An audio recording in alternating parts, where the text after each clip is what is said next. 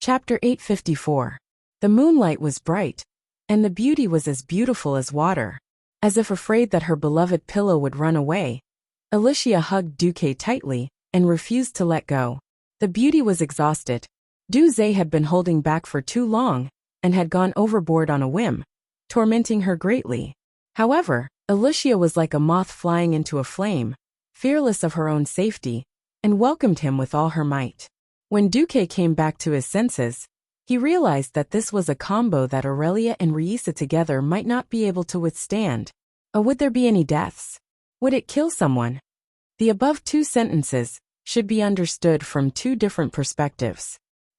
Chinese is a wonderful language. Sensing that Duque moved, Alicia trembled like a frightened rabbit. She struggled to open her tired eyes and said almost subconsciously, "Duque, don't go." Duque was speechless. He gently stroked Alicia's head and said softly, I won't go. Only then did Alicia wake up. She raised her head, and there were still faint traces of tears in the corner of her eyes. Duque suddenly felt heartache and wiped away her tears with the softest of movements. I'm sorry I hurt you. The black-haired beauty made a mellow nasal sound, and then smiled softly. This pain is really nothing compared to the 13 years of waiting and mental torture.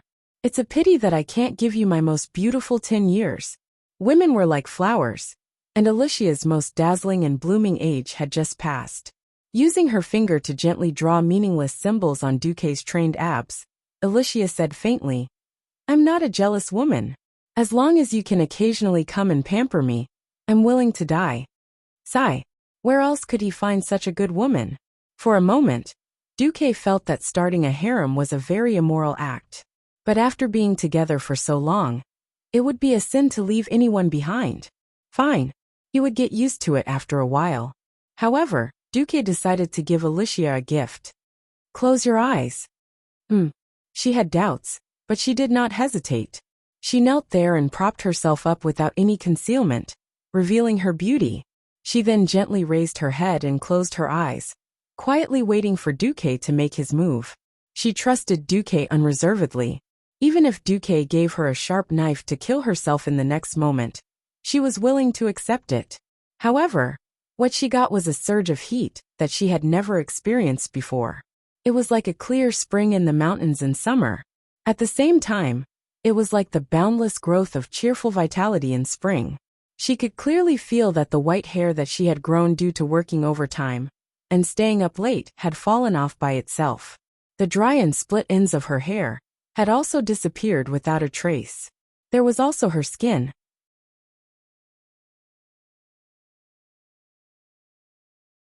Although she had always taken good care of it, how could the skin of a 28-year-old mature woman be comparable to that of an 18-year-old girl?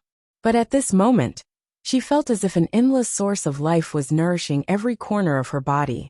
Every inch and every cell in his body was singing in joy. Alicia finally cried out involuntarily. She looked at her delicate palm in disbelief. Then, almost recklessly, she turned around and rushed to the only full-length mirror in the room. The next moment, she suddenly understood what Duque's gift was.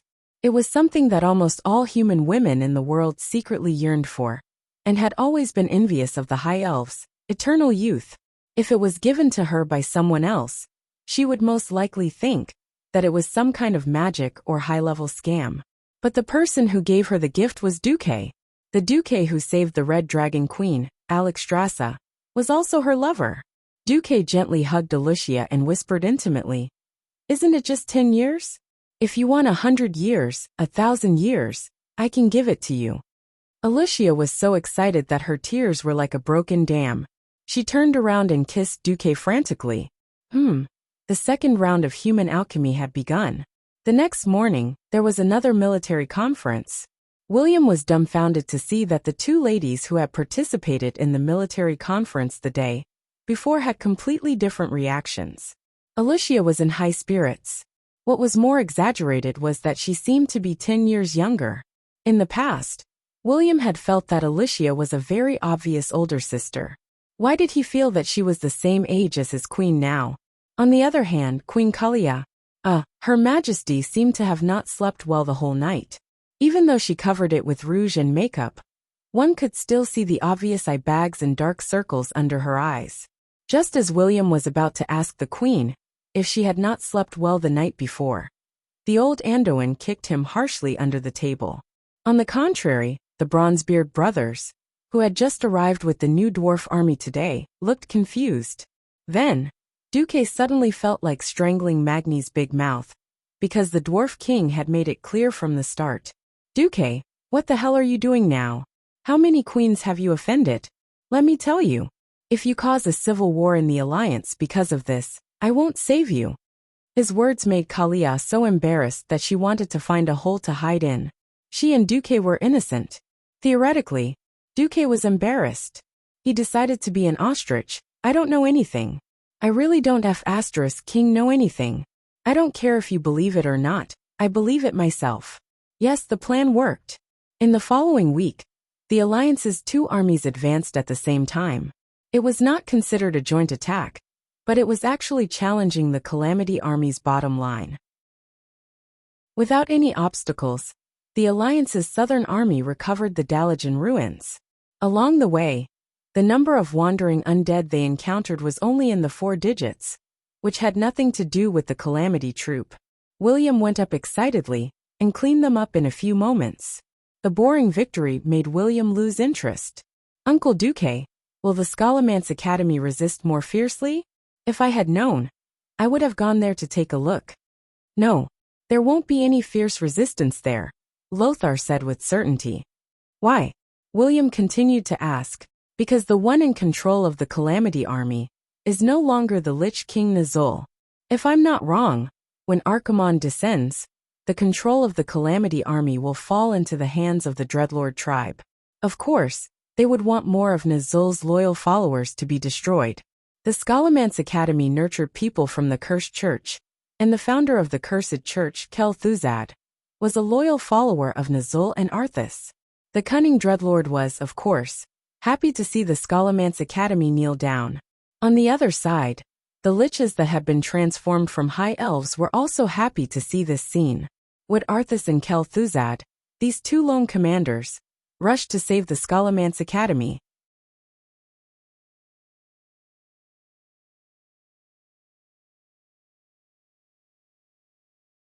Chapter 855. Caer Daren, the former base of the Bearer family, was on the island in the middle of the lake. At this moment, the huge city gate seemed to be under unimaginable pressure, and it was creaking. Every nail, every huge wooden plank, and every piece of reinforced steel frame on the city gate that was wrapped in a thick layer of fine steel skin was trembling, as if it would fall apart at any moment. It was the Dark Dean of Scholomance Gandling. His dark magic was exploding uncontrollably under the stimulation of the powerful holy light outside the door. He looked at the dark apprentices behind him with pity, and he tried to suppress the unstable structure of the space due to the powerful mysterious power. He reminded them with difficulty, "Run for your lives. Those who were killed by Ashbringer won't even have the chance to revive." Run. Where to?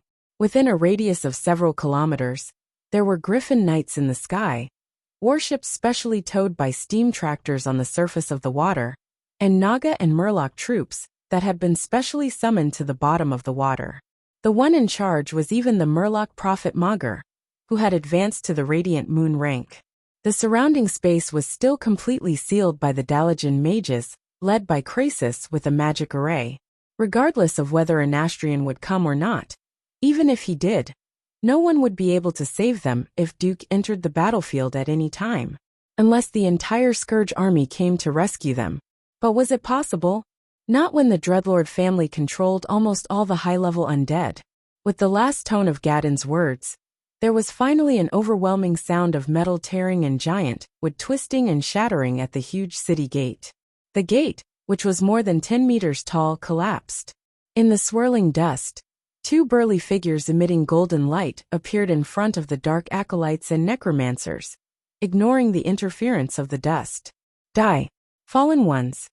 Mograine swung, Ashbringer, which was as large as a door, and hundreds of evil souls within 100 meters let out shrill screams before they could even get close. Then, under the blazing platinum light, they were turned into ashes. Retreat? Where could they retreat to?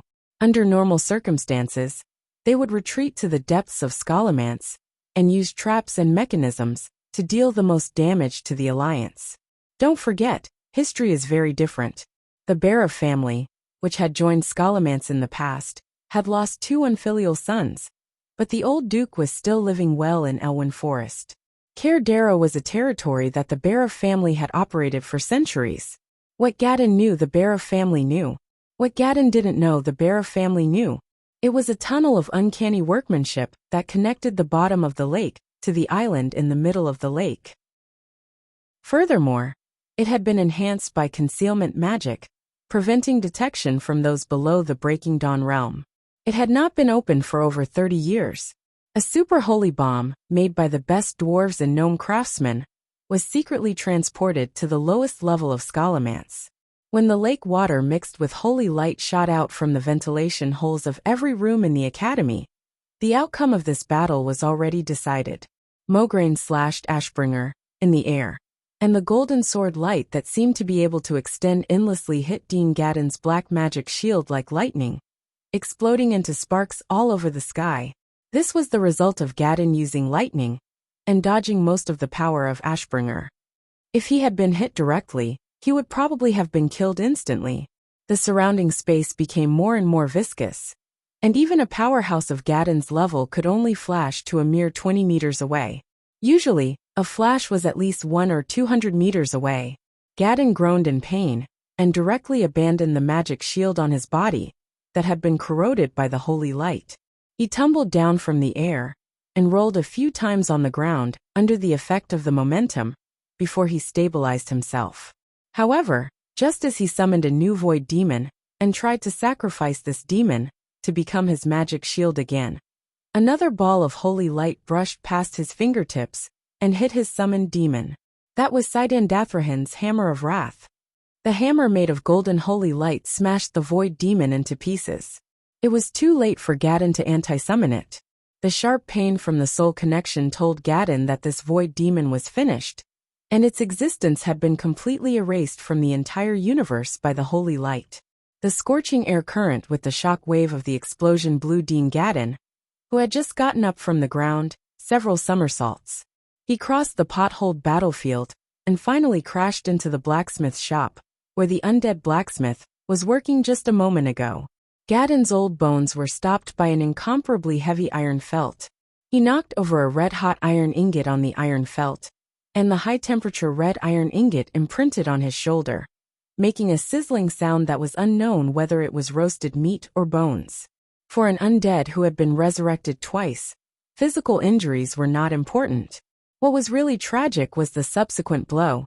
The brilliant brilliance of Ashbringer broke Gadden in half at the waist. Not only in the physical sense, but also on the soul level. His soul, which was originally full and complete, was suddenly left with only half of it. Ah! Gadden let out a shrill scream. When he struggled on the ground with his bloodless upper body, 2 holy knights stood in front of him. Do you want to repent? A degenerate who pushed his friends and family into hell.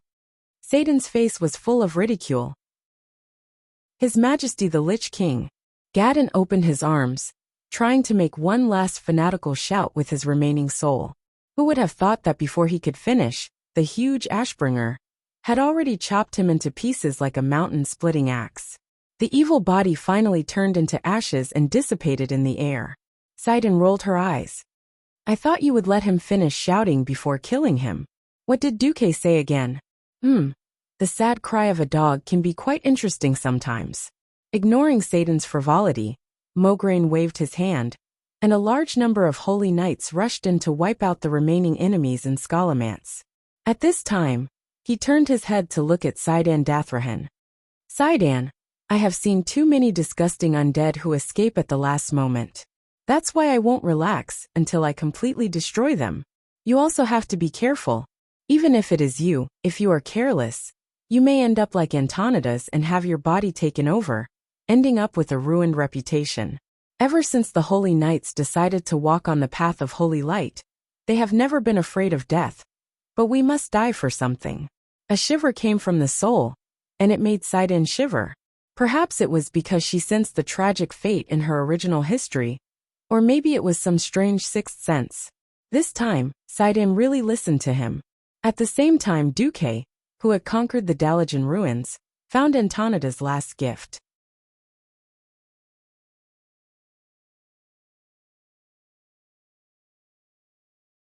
Chapter 856. With a hint. It was not too difficult to find. Without a hint, even 10,000 elite rangers and bandits who were good at searching would not be able to find it. Only the heavens knew why mages hid things so well. Looking at the Dalajan ruins that had been reduced to rubble, and even the average elevation of the ground had been plowed down by a few meters by Archimonde's mana, Duque felt a little uneasy, because what Antonidas wanted him to find were 3 sewer pipes that were 200 meters east of his mage tower. They looked no different from the other sewer pipes in the Dalajan. When Duque used the incantation left behind by Antonidas and cast a small spell on his eyes, his entire vision changed. He could not help but admire the amazing thoughts and imagination of the Dalajan mages. This little method was very simple. It was to use an elemental barrier spell to construct a small lens in front of the eyes to filter out certain elements. At this moment, it was filtering out all the frost elements, 2/3 of the fire elements, and 1/4 of the arcane elements. What appeared in front of Duque were 3 large arrowheads. Obviously, the focus of the 3 arrowheads was the treasure buried deep under the Dalajan ruins. It was an underground treasure vault that was 168 meters underground and covered by a layer of rock with a magical array. First of all, this depth was already insane.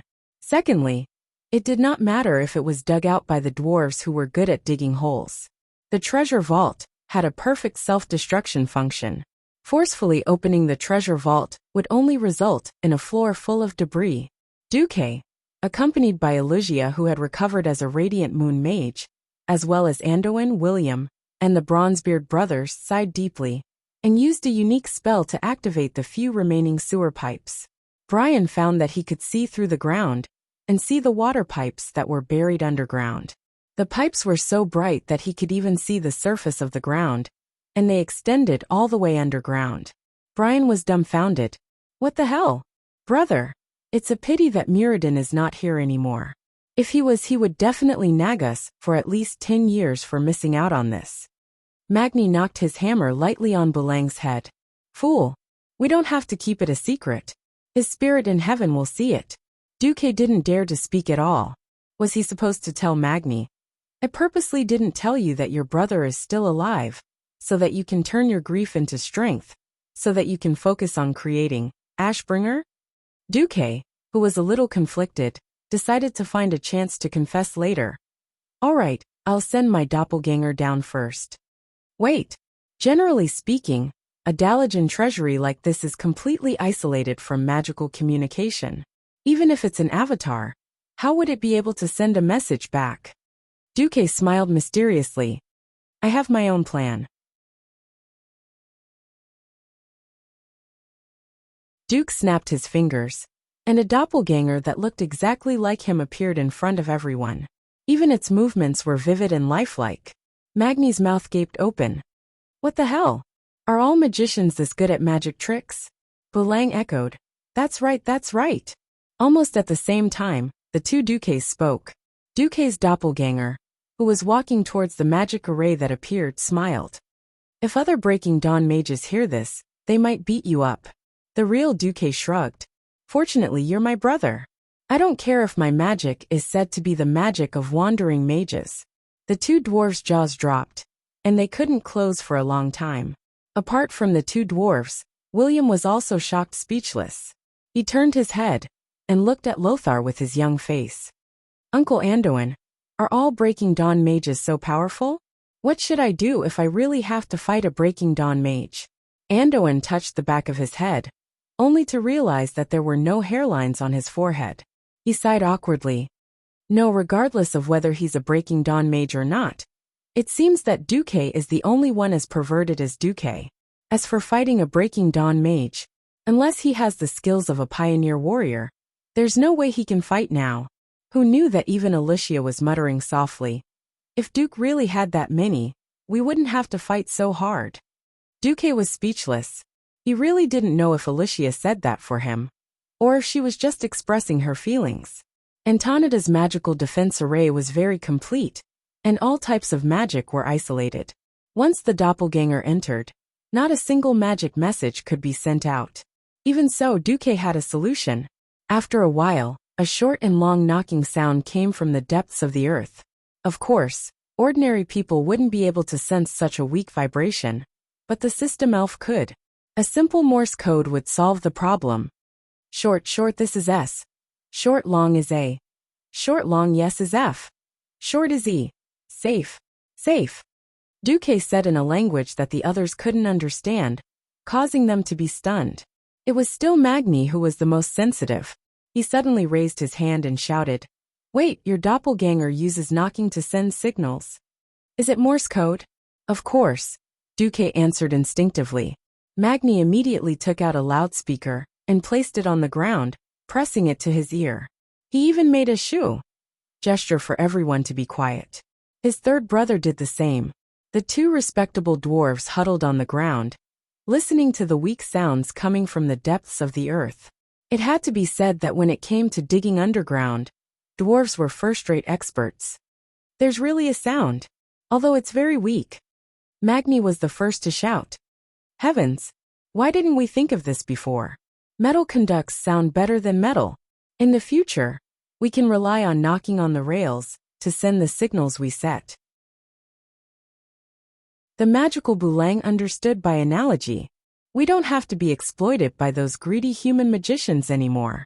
Last time, that bastard said that my spies told me that my precious daughter was hanging out with a charcoal-like dwarf. He even dared to charge me 500 gold coins for this information. I only found out later that my spy didn't send such a message at all. Magni was indignant. Duque looked constipated. In fact, he really wanted to tell Magni, "Your precious daughter is really like a charcoal-like dark iron dwarf. And it's King true love." Now Duque didn't dare to complicate the issue. The alliance was already annoyed enough. He didn't want another battle between the Bronzebeards and the dark iron dwarves, at least not now. Ignoring the Bronzebeards, who were ecstatic because of the sudden discovery, Duque walked into the portal with Alicia. A halo covered both Duque and Alicia. After a feeling of descending like an elevator, Duque saw a small room. It was a room covered in frost. In the middle of the room, in a long round icicle, a beautiful sky blue staff was sealed.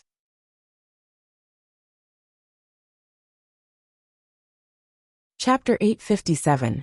The white staff had a psychedelic translucent feel to it. At the top of the staff was a round blue base. On the base was a white jade-like angel with both hands clasped together in a praying posture. It looked a little like white jade, but upon closer inspection, it looked like a silver-plated metal.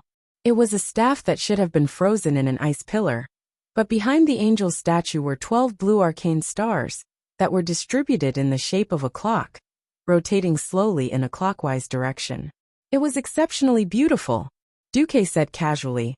This should be a gift left behind by Antonidas. All women love to be beautiful.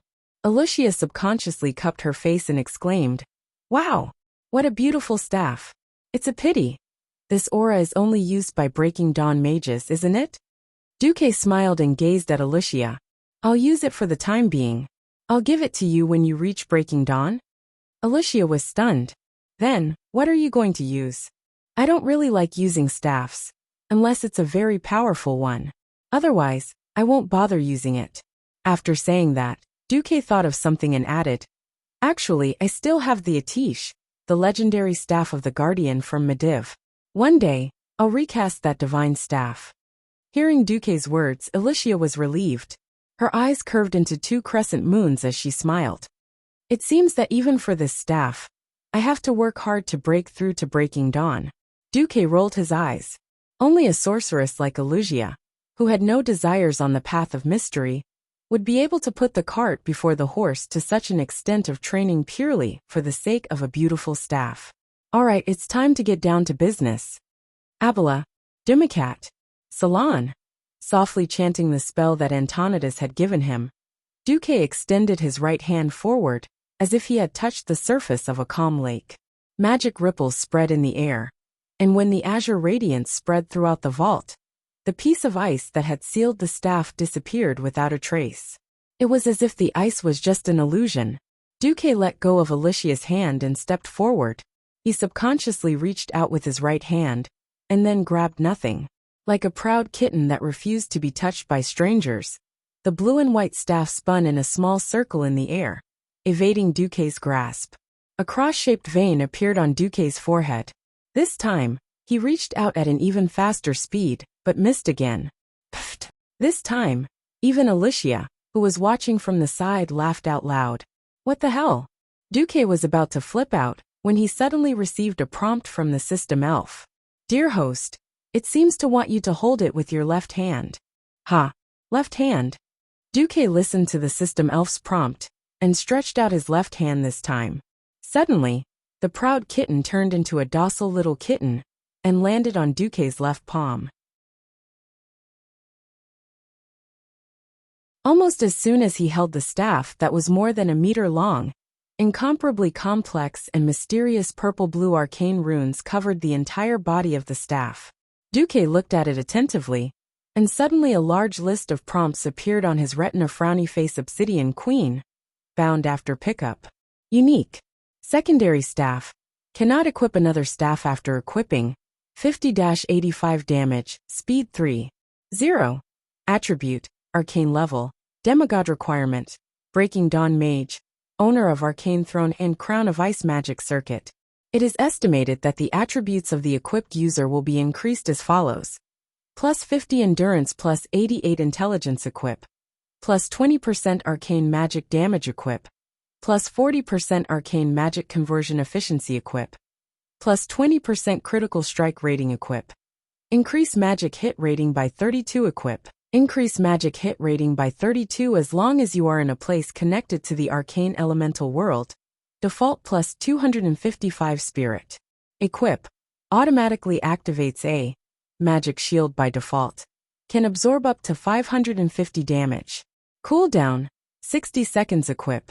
You have an additional arcane energy. Cooldown. 300 seconds. Does not conflict with the cooldown of the arcane circuit caused by the activation of arcane energy. After looking at the attributes of this strange secondary staff, Duque was dumbfounded. It was not that this staff was not impressive, but it was too impressive. Putting aside the harsh requirements that were almost exclusive to Antonidas, even though it was a demigod weapon, its attributes were even more impressive than many of the divine weapons in his impression. For example, the Atish legendary staff of the Guardian, in Duque's impression, its intelligence was just over 100. Duque really liked staff that directly increased percentage. This was many times better than staff that increased attributes. A life-saving magic shield that could be used once every 60 seconds was definitely a praise. That extra burst was a godly skill among godly skills. If he were to praise it, then Duque would like to give it 10,000 times. But after equipping this staff, he could no longer use other staffs? This staff could actually increase spirit by 255 in most cases. What the hell was this? Spirit was a little useless for mages, but it was better than nothing. Spirit was an attribute that was generally used by priests and other healer professions, and the plus 40% arcane magic conversion efficiency always made Duque feel. Did I just take a wand-type magic battery? There were so many things that Duque wanted to complain about in his heart, that it was almost comparable to the stars in the sky. In the end, Duque finally understood why Antonidas did not use this staff himself. On the table where the staff was originally stored, Duque found a handwritten book. On it was written Antonidas' diary, or rather last words. Today, I finally got my body back, but I am no longer human, but a dirty great lich. I hate this state. Although I am old, I have never wanted to survive in this form. However, I have to hypnotize myself and tell myself that if I can continue to exist, I can do more magic and explore more mysteries. Otherwise, I will not be able to fool that bastard Nazul's soul search. I am going to Kuel Salis soon, but today the Dreadlord asked me for the Book of Mediv. I guess it should be to summon a super demon from the Burning Legion. Perhaps kill Jaden or Archimond. I guess it is more of the latter. Fortunately, I have a copy, which gives me a chance to tamper with it. I used a part of my own soul to replace some key bytes. If I fall, this copy will naturally be damaged. Duque, I do not know if you will see this handwritten book. If you see it, I hope you can understand how powerless pure elemental damage is against a truly powerful demon. Just like how I was defeated by the Dreadlord. You need to highly concentrate your magic, otherwise you will not be able to harm these great demons. Perhaps my path is wrong, but at least there is hope.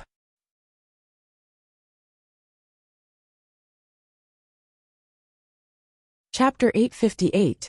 The second half of the letter described a mage profession that Duque was both familiar and unfamiliar with. Duque looked at it and exclaimed, "Damn! Battle mage." This class-sounding profession evoked a memory that had been sealed away for a long time. Before he transmigrated, many players would remove the Azeroth. It was a time when Lordaeron had collapsed. The once glorious people of Lordaeron had formed the famous Scarlet Crusade. In the Scarlet Crusade dungeon, there was an area called the Scarlet Zone. The Scarlet Zone was not a popular dungeon, and most players were not familiar with it, so it was common for the team to be wiped out. But the most terrifying elite monsters were even scarier than the bosses. They were the seemingly ordinary red-cloaked battle mages. When Duque first came, he thought it was just an ordinary monster that wielded two weapons. In its right hand was a seemingly powerful flaming sword, and in its left hand was an ordinary staff. Ah, it sold swords and made staffs at the same time, Duke joked. Then, he was so amusing that he, a mage, dared to run over and start the fight. Well, there was always a price to pay for underestimating someone. Duke had forgotten that the famous mage in Lord of the Rings, Mr. Gon Tofu, who was also known as the Berserker Mage, was also a dual-wielding sword-wielding staff. One could imagine that a person with such an ability was no ordinary person. These elite pharaohs' skills were quite strong. Their arcane explosion could push Duque back and attract more monsters. The shockwave from Morning dealt a lot of fire damage, and it also had a movement speed reduction effect. There was also the continuous damage spell Sacrifice. For a newbie mage like Duque who had good green equipment, he did not know that this spell could be dispelled. The result? He was defeated. Without a doubt, he was defeated. Duque used all of his skills, Flash, Ring of Frost, Icicle, and Wind Blast, but he couldn't even run back to the door and run out of the dungeon. He was brutally killed less than 10 steps away from the dungeon's door. Then the second time, Duque did not believe it, and was killed by the battle mage's staff and flaming sword. Only then did he realize how cruel this world was. Then there was no then. Step by step, the companions worked together to pull these small monsters out and torture them to death. Battle mages weren't a mainstream class in Azeroth, but they appeared repeatedly in major dungeons, torturing the players for a long time. Looking carefully, battle mage could actually have a part-time job. After thinking about it, Duque was speechless. Alright, this was the real world after all. There weren't as many rules and regulations as in the game.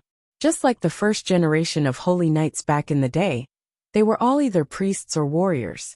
In fact, they didn't forget their own profession's skills. In a sense, this was considered a part-time job. Duque pondered for a moment and smiled. This is... Antonidas actually asked me to take on the role of a battle mage? What was this? Alright, this can barely be considered a path. However, now that he had a secondary weapon, what about the main weapon? Mainstream staffs were all two-handed weapons. This weird secondary staff was troublesome enough, and Duque did not have a good one-handed weapon. So Duque casually took the only one-handed weapon he had with his right hand. Yes, it was the unknown one-handed weapon that Lothar had given him. The next moment, Duque felt that fate was playing a joke on him. This, looking at the holy sword that shone with a golden light and its attributes, Duque suddenly found that he had lost the ability to roast it. Well, he didn't know where to start even if he wanted to. On the other side, he encountered a problem that he had never thought of before he came to Azeroth. Because of his weight, buoyancy, and the laws of the world, he could not use any teleportation or flying skills in Azeroth. This meant that he had to walk to the Well of Eternity, The endless ocean separated the Eastern Kingdom and the Kalimdor continent. This was not a problem for him.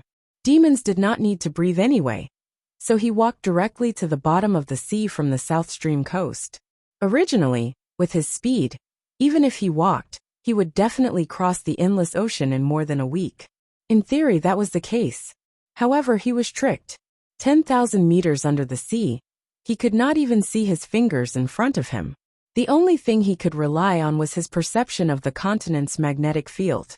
However, an intelligent existence that had a deep-seated hatred for Archimonde cleverly used a magic tool to interfere with Archimonde's perception, causing this demon commander to foolishly run to the center of the endless ocean.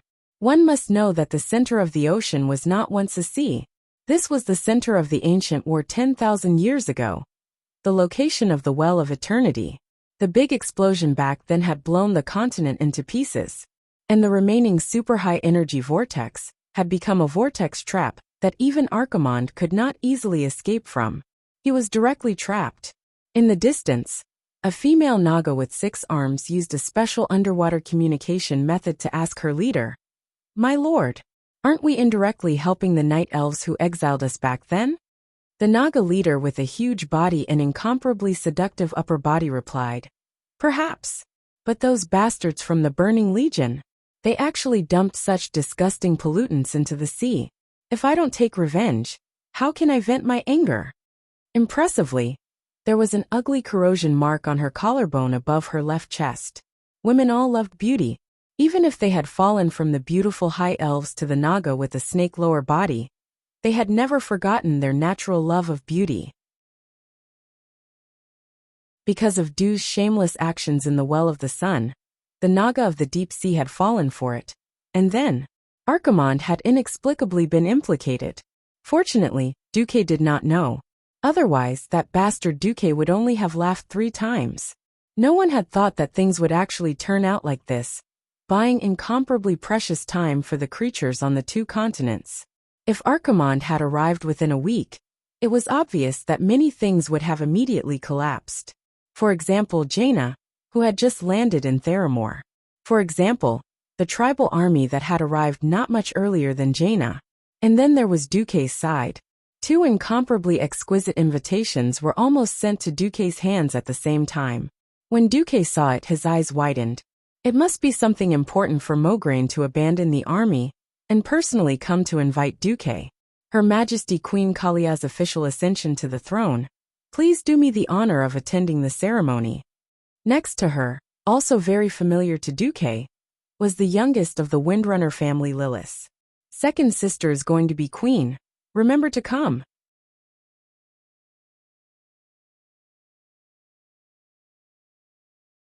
Chapter 859. One of his own was going to be a queen, and it was 2 queens ascending the throne at once. This was supposed to be a joyous occasion, worthy of celebration and celebration. However, if 2 queens who were close to him ascended the throne on the same day, then it would not be fun at all. A certain Du once had a dream, and that was to use the kingdoms that had sunk in the history of the Alliance as sampans. He would make one sampan after another into a chain of ships, and then build an unsinkable aircraft carrier to ride on the sea. Now, the aircraft carrier had yet to appear, and the 2 large ships in his base were in danger of capsizing at the same time. At this moment, a certain Du thought of a certain pitiful person who was killed by his girlfriend with a hatchet. At this moment, a certain Du thought of the Alliance starting a civil war against the Elven Ranger because of him. At this moment, a certain Du thought of the Lordaeron Paladin angrily confronting the Elven Ranger. Duque's reaction was that of a dumbfounded one. At this moment, Duque, who was in the Dalajan Ruins military camp, would never know that at this moment, in the gorgeous Lordaeron Palace Castle in the center of the holy city of Stratholme, 2 women who were about to become the most powerful on the continent were staring at each other. The room was newly cleaned, and most of the decorations in the room were from the time of Lordaeron. However, most of the furniture was very old, although it could still be seen that it had been well maintained and cleaned. The most new things in the room were the paintings hanging on the wall. Kalia, who was dressed in pure white priestly attire, used her soft fingertips to slide across the frame of a well-framed painting. Her thoughts seemed to have returned to the distant end of the river of time. I've been to many places, many of which I've only seen in night novels 13 years ago. I've always been fascinated by these places, but 13 years ago, I thought that I would never have the chance to see these places with my own eyes. I've been to Stranglethorn Vale, and was chased for 3 days and 3 nights by trolls who liked to hunt their heads. From the edge of Zul'Gurub in the east, through Lake Nafaridi, all the way to the Reef Sea in the west. It was only when the murlocs by the sea covered us that we escaped. That time, Lilith alone killed 386 trolls. I've been to the Swamp of Sorrows. At that time, the swamp was still a gloomy and terrifying place. However, in order to connect Overwatch Castle and Redridge Mountain Fortress into one, Duque carried out a large-scale development there. Riadaline and I pretended to be clerics who came to help and volunteered for half a year. I've also been to Burning Steppes, Scorching Canyon and Barren Lands. I've killed wild wolves with my own hands and killed orcs with smite. I've seen the pure white snow of Dan Maluo, walked through the mud of the wetland, and almost died in the swamp. From the earthy highlands that were almost razed to the ground after the war, to the thriving Hillsbrad Hills, to the scorched Silverpine Forest. After that, the 4 of us crossed the ocean to the west and arrived at the Kalimdor continent that most humans and elves had never been to before. We used 8 years to basically wander from the southernmost Tanaris Desert to the more northernmost Azhara and Grey Valley. 2 continents, dozens of areas. Other than the areas controlled by the High Elves and Night Elves, I've been to all the places that I could go. I've seen with my eyes that should have been imprisoned in Lordaeron's high tower. I've touched with my hands that should have only been used for court etiquette and musical instruments, as well as to serve the king's husband. I've felt with my skin that even the amount of time I spend under the sun is limited. I've truly experienced with my soul. Kalia's voice involuntarily became high-pitched. Her fingertips slid across the oil paintings that she had painted with her own hands, evoking all the memories that had made her happy, made her sad, inspired her, and made her sad in the past 13 years. When the memories of the paintings appeared in her mind again, she couldn't help but complete another spiritual journey.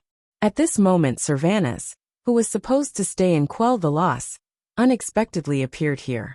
He had been sitting quietly on the guest seat in the middle of the room, since the beginning, gently sipping his black tea. He put down the teacup in the most elegant manner, and in the interval between the queen-to-be Kalia, who was immersed in her memories, he finally spoke. Servanas used a sonorous and powerful voice to narrate a cruel truth that hit the nail on the head. So what? Princess Kalia, have you ever thought about it? It might have been intentional. It might have been unintentional. The result is that you became a hidden pawn in Duque's hands for 13 years. Kalia's movements suddenly stopped, as if she had been hit by a spell that stopped time. Yes, Servanas was right. What a coincidence. That kind of coincidence was so perfect that it was hard not to think of it as a conspiracy. Just when Arthas fell into depravity and killed his father, Duque quickly rushed back and took over the most elite army in the whole of Lordaeron. Then, he grandly pushed out Kalia, the golden signboard that no one could refute or oppose. Within a few days, he stabilized the situation of the collapsing Lordaeron.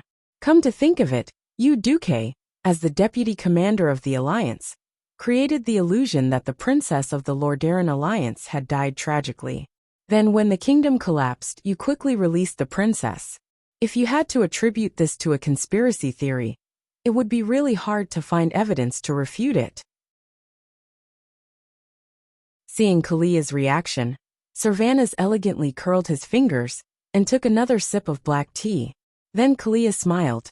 Her bright smile was completely stretched out, immediately making people think of an ocean of flowers blooming in spring. It was a smile that contained everything. A pawn? A conspiracy? Or could it be that Duque had already foreseen all of this, and then thought of how to benefit from it 13 years ago? If this is your question, then my answer is, so what? That. Again. Like, what? Kalia's magnanimous attitude made Servanas a little jealous. Kalia held her head high and chest out. She gracefully walked over with small steps and stood in front of Servanas. That year I was still underage. At that age where women loved to fantasize the most, which girl did not fantasize about their Prince Charming? If you ask me who is the Prince Charming in my heart, then from the past until now, there has only been one. At this moment, it was Servanas's turn to freeze. She remained silent and continued to listen to what Kalia seemed to be saying. If this was really a conspiracy, then Duque should have used my affection for him 13 years ago to completely possess me. When I came back to my senses, maybe I would already be the mother of several children, and each child's surname would be Marcus. By the time my evil brother killed my father, Menethel's blood had already been changed to Marcus's.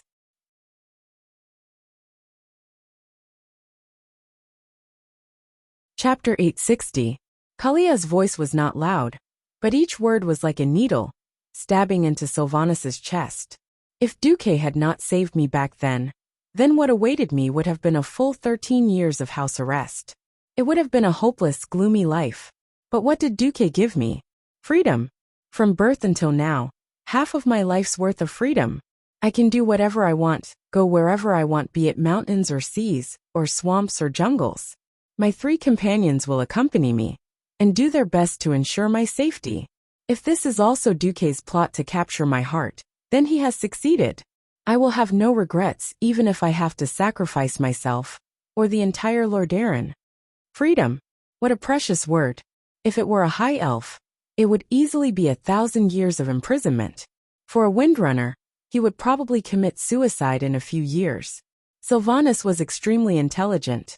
Although she did not like to use her intelligence in politics and conspiracies, she had already vaguely understood why Kalia had sent a secret letter to find her, and wanted to talk to her face to face.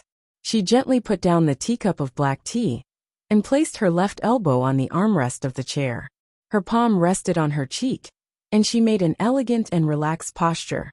Well then, why do you insist on setting our Ascension Day on the same day? Are you forcing Duque to make a choice? Kalia laughed instead. Like a lover asking for favors? Or are you putting the country on a scale and forcing Duque to weigh it? How is this possible? He has never been a man who would change his decisions because of power. If that was the case, he would have become my legal husband long before that so-called Lord of Presto. Sylvanas's beautiful eyes turned. Then what do you mean? If not for Duque, both Lordaeron and Cuel Salis would have been destroyed long ago. Since we both had our hearts set on the same man, even if Duque was unable to establish the next Arajuo Empire in the future, we should at least let Duque have an alliance where he could use his talents as he pleased. I plan to let the Rotterdam Kingdom give up their position as the leader of the alliance. Even so, I hope that Duque's resolution will get a majority of votes in the alliance. Sylvanas narrowed her eyes. You mean that our 2 countries should advance and retreat together? Kalia said firmly, yes. From the military, to politics, to the economy, they advanced and retreated together in all aspects. If possible, I hope that Miss Alicia can rebuild Alterac. With the addition of the Dalagen, which is destined to be controlled by the Breaking Dawn wizard Duque, and Stormwind, which has always supported Duque, we will have at least 5 votes. Servanas rubbed his eyebrows. Kalia had formed a harem alliance. As someone who had helped Duque guard his home for 10 years, and her 4th sister had always followed Kalia, she obviously knew that Duque had been a gentleman to Kalia for 13 years.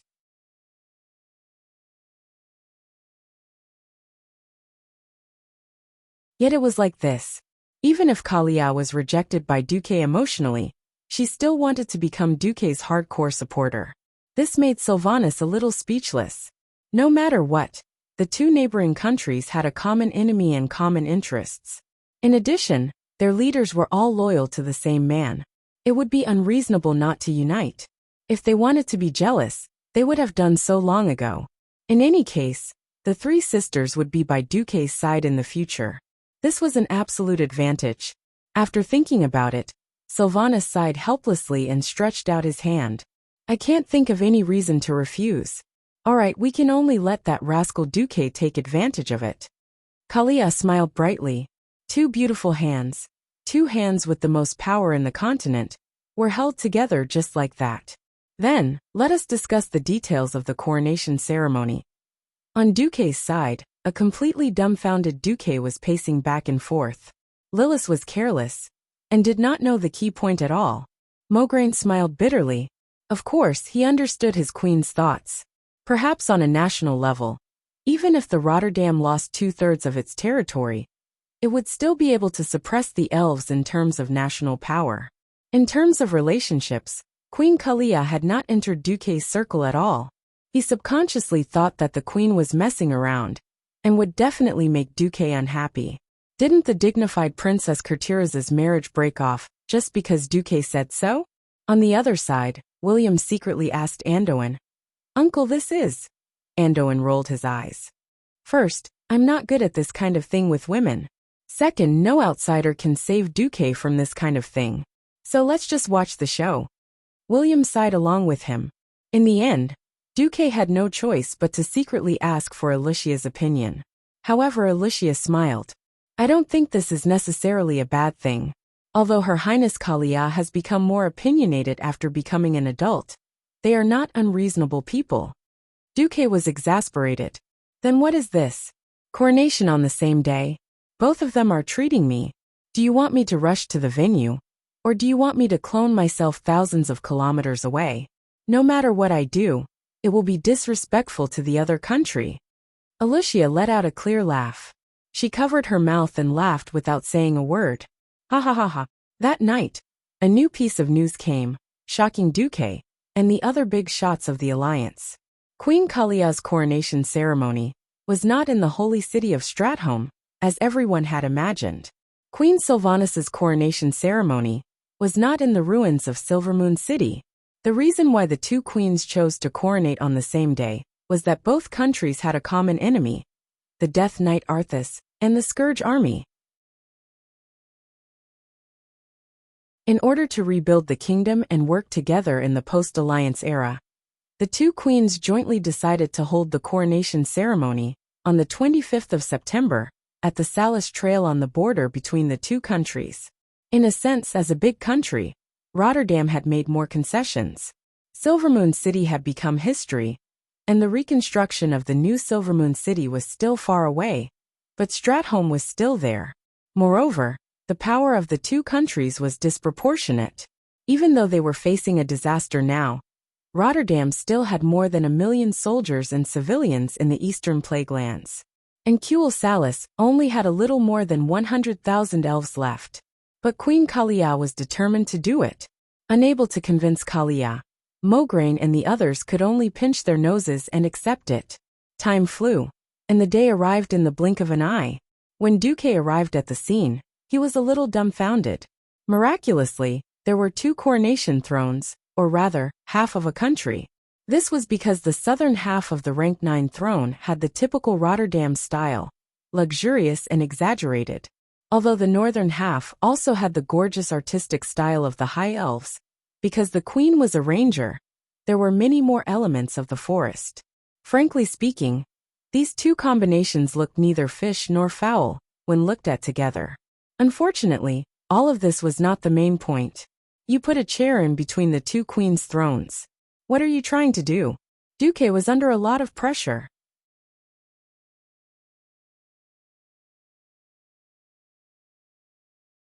Chapter 861. As the Storm Grand Duke and the commander of the Alliance, Duque was definitely qualified to attend the coronation ceremony of the 2 queens. But to sit on the seat that was side by side with the throne, this was too much. The moment he saw that seat, Duque realized that the seat that was on the same level as the throne was probably for him. Almost immediately, he decided that it was not appropriate. In the huge tent that was temporarily set up, as soon as the outsiders were chased away, Duque flew into a rage on the spot. In front of the 2 queens, Duque asked directly, "What are you doing? Who is that seat for? Don't tell me you want me to sit on it." "Yes, it's for you," Sylvanas answered without hesitation. Duque gritted his teeth. "Why?" When the alliance was first established, the kings made a declaration that no commander's position could be higher than the king's. The commander is just a coordinator, not a ruler. Cervantes threw out an answer that Duque had never thought of. Because you inherited the will of Alonce's fail. But I'm a mage. Duque looked constipated. I asked Riadeline, when you and I attacked together, the golden soul coin that you made should be condensed from the will of the former Archbishop of Holy Light. Am I right? Duque was speechless. At the side, Kalia began to sing. Why did the Calamity army invade so quickly? Why did Lordaeron and Cuel Salas collapse so easily? Why did the Church of the Cursed easily infiltrate the upper echelons of the two kingdoms? The former prince of Lordaeron has fallen. Cervantes continued. The king of Cuel Salas has also fallen. And Darkan, and the other members of the Silver Moon Council. Kalia continued. Doesn't this show how much harm the lack of faith has caused to the world? So, after our discussion, the upper echelons of the two kingdoms unanimously decided that from the day we ascend the throne, to fight against evil and to purify ourselves, the two kingdoms will worship the Church of the Holy Light as the national religion. We will vigorously promote the training of priests and paladins. Cervantes continued. At the same time, the elites of our two countries will be under your command to deal with the upcoming Archaran Crusade. They made so much sense that Duque had nothing to say. If they wanted to push Duque out from a personal point of view, Duque would not agree no matter what. The problem was that Duque had indeed inherited Alonce's moral integrity. There was no way to deny it. After all, Duque had been the last person to see the Archbishop of the Church of the Archbishop. At that time, all the clergies in Stratholme saw the Archbishop give Duke a Holy Light inheritance. Of course, the position of Archbishop of the Holy Light was passed on to Uther. The problem was that the Church of Holy Light pursued selflessness and dedication too much, which actually conflicted with the interests of the nobles. Even though Uther was the Archbishop of the Church of the Holy Light, when Uther and Arthas clashed, Tyrrhenus, who was determined to have more royal power than divine power, demoted Uther. Even though Uther also held the position of Archbishop of the Holy Light, when Uther and Arthas had a conflict, Tyrrhenus, who was determined to have more royal power than divine power, immediately demoted Uther. Now there were many people who had the Holy Knight's legacy, but they were all fighting. There was no one who could truly represent the will of the Holy Light. Now there were many people who had the Holy Knight's legacy, but all of them were fighters. There was no one who could truly represent the will of the Holy Light. It was not impossible to bring up Duque from this angle. Kalia added fuel to the fire. Duque just agree. Now that there is a craze for revenge in both kingdoms, I feel that there is a need to properly guide this hatred. Mograine, Abendis, and Dathrahan all believe that you, who have the true legacy of Archbishop Fail, can indeed represent the will of the Holy Light. At this time Alicia, who had been following behind Duque silently, said to Duque, Tyrian and Windsor have also agreed. Sylvanas narrowed her eyes. Riadeline, who is about to form the Holy Knights in our kingdom, also thinks that you are very suitable. Duque suddenly realized that he had been sold out by his women. If he did not stand up, he might really let the historical Scarlet Crusade rise again. Since ancient times, countless history had proven that fanatics were not destined to have a good ending. It was precisely because of their extreme nature that extremists would never receive the support of the masses. Since he had already saved Mograine and Abendis, he would not be able to forgive himself if he allowed them to go back to their old ways. Duque scratched his head. All right, you've convinced me, although in a way that I hate. In the big tent, the three women showed expressions of joy at the same time. Alicia said with a smile, Are you done with your official business? Now that the official business was done, it was time for private matters. Suddenly the two queens, who had been so majestic just a moment ago, flinched a little at the same time. Of course, Queen Kalia's reaction was slightly bigger. Knowing that she could not avoid it, Kalia stepped forward and bowed deeply. I'm sorry. This time, I was the one who suggested this first. Cervantes indifferently interjected. But I agreed. Agreeing meant that she was an accomplice. Queen Sylvanas was quite loyal. Duque put his hands on his hips. I don't understand. What are you trying to achieve by doing this? Kalia raised her head. I just want to tell you and the world that the two of us and the kingdom behind us will support you unconditionally. Have you considered the reaction of the other kingdoms? What do you want Magni to think? What do you want Dalen to think? What do you want Varian to think? No, I think they will value your voice more. Now that the demon commander of the Burning Legion has arrived, according to Mediva's prophecy, there will be more crises of world destruction coming to Azeroth. What we need is a more united alliance, a single correct voice. Of course, Duque knew that his actions in the future were correct. After all, the general trend was still going in that direction. He was also sure that most of his opinions were correct. But at this point, was the alliance still the alliance? Duque could not help but feel puzzled. Alicia spoke. Duque, you have not been here for the past 10 years. That's why you don't know how serious the internal strife within the alliance has been. If it wasn't for the Stormwind Kingdom and the Iron Furnace Fort holding the fort, the alliance would have withdrawn the army from the watchtower and cancelled the surveillance of the Burning Steppes and Scorching Canyon. Bastard! You're asking for it. Duque could not suppress his anger. Servanas blinked. That's why we're doing this, to give you more authority.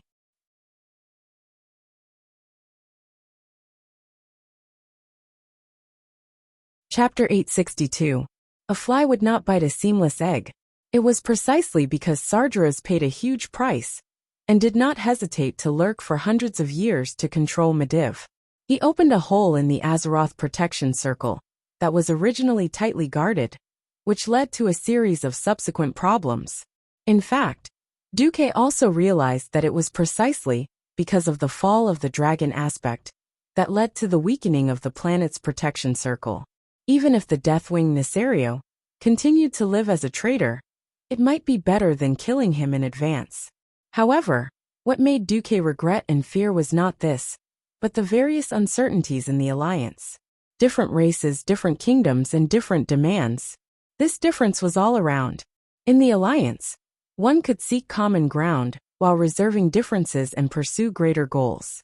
Duque believed that when he was around, he was absolutely sure that he could control the itch and pain points of each country and stimulate or urge each country to make the right choice with a common goal. After transmigrating here for so long, Duque discovered a fact. Even if he had climbed to his current high position, he still could not completely prevent every tragedy. Especially when he was not in Azeroth, fate seemed to continue to move in the predetermined direction.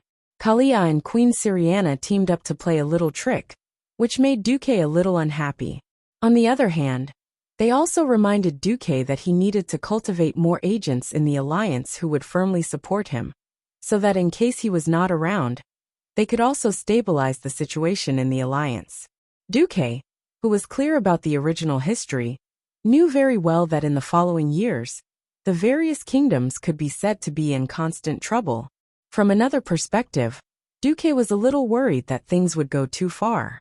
Kalia's unprincipled support for him might cause dissatisfaction among the other kings of the alliance. This balance needed to be better grasped. Rubbing his eyebrows, Duque looked up at Kalia. The once extremely gentle princess had become mature, be it in temperament or mind. He still remembered that when they parted 10 years ago, Kalia was still an innocent and pure girl. Now that she had seen more, she naturally had her own opinions. Duque could not help but sigh. Unexpectedly, it was this sigh that caused Kalia's uneasy face to instantly turn pale. She gently clenched her skirt and lowered her head. Duque, do you not like what I'm doing? I just want to prove to you that I too can be like Aluhia, a person who supports you from behind. If you hate me being involved in politics and power, I can give up all of this immediately. I don't care even if I have to be a puppet to pass on orders, because Duque looked at Kalia with a gentle gaze, just like when he had rescued Kalia from the cage in the palace 13 years ago. He had watched Kalia dance barefoot in the snow-covered fields. It was pure admiration without any distracting thoughts. However, Duque wasn't looking at Kalia's beautiful appearance. Instead, he was looking at her eyes, voice, expression, body language, and all sorts of other things, hoping to see through her heart. Then, he truly felt the pure and kind girl, who did not forget her original heart. She had nothing else to ask for, but wholeheartedly wanted to repay the freedom he had given her back then. Gently stroking Kalia's head and letting her soft golden hair flow through his fingers, Duque revealed a faint smile. There's no need to deliberately distort your heart for someone. Living for others is a very tiring thing. I'm very grateful for your support, but I've always been doing things that are beneficial to the entire alliance, and even the entire world. I think that any wise leader can see whether what I'm doing is right or not. Everyone can make mistakes, and there's no need to deify me. As long as you can scrupulously abide by your original heart, and do your best to work for the development of the alliance, it's fine. Scrupulously abide by his original heart. For simple words sublimated Duque's entire state of mind. Kalia suddenly realized Duque's true thoughts. From the start, Duque had never thought of using Kalia or Servanas to achieve any specific goals for himself. It should be said that as long as they ascended to the throne, it was more than enough for him. At this time, those with a little information network knew that the three Windrunner sisters had long been taken care of by Duque. Kalia had also been with Duque for more than 10 years. Who didn't know that those two families would be hardcore supporters of Duque? If they made too big of a move as soon as they ascended the throne, it would instead agitate the other kings, who would worry that their own kingdoms would be peacefully evolved by Duque. After all, for the aristocratic forces that were used to playing political games, it was not uncommon for them to spend more than 100 years annexing other forces and developing their own families. Understanding all of this, Kalia felt a little ashamed. She was ashamed of her own political immaturity. She nodded. I understand. I will do my best to revive the Rotterdam Kingdom and make the alliance stronger at the same time for the fundamental interests of the people of the Rotterdam Kingdom. After getting Duque's approval, Kalia nodded and bowed gracefully. She then glanced at Elugia and Servanas reluctantly and left first. Then, Elugia tactfully glanced at Duque, who was a little embarrassed, and the thought-provoking Queen Sylvanas. She smiled.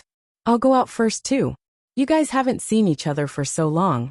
You should have a good chat. Finally, only Duque and Queen Sylvanas were left in the huge tent. Servanas, on the other hand, was straightforward.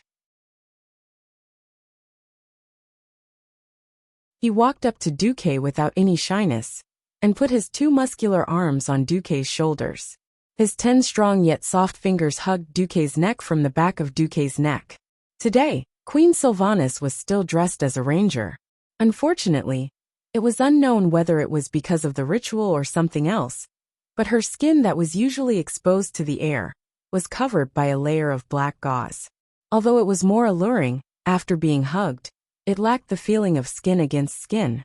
Duque asked, with your intelligence, there's no reason you can't figure out that Kalia is a little silly doing this. Queen Sylvanas rolled her eyes. It's okay. I think a girl who gives her heart and soul to you is also very beautiful like this. I may be able to stop you from continuing to give your heart to the world, but I can't stop more women from falling in love with you. Who told me to fall for such an outstanding man? Duque was a little breathless, because when Queen Sylvanas pretended to fix Duque's collar, she tightened her grip on Duque.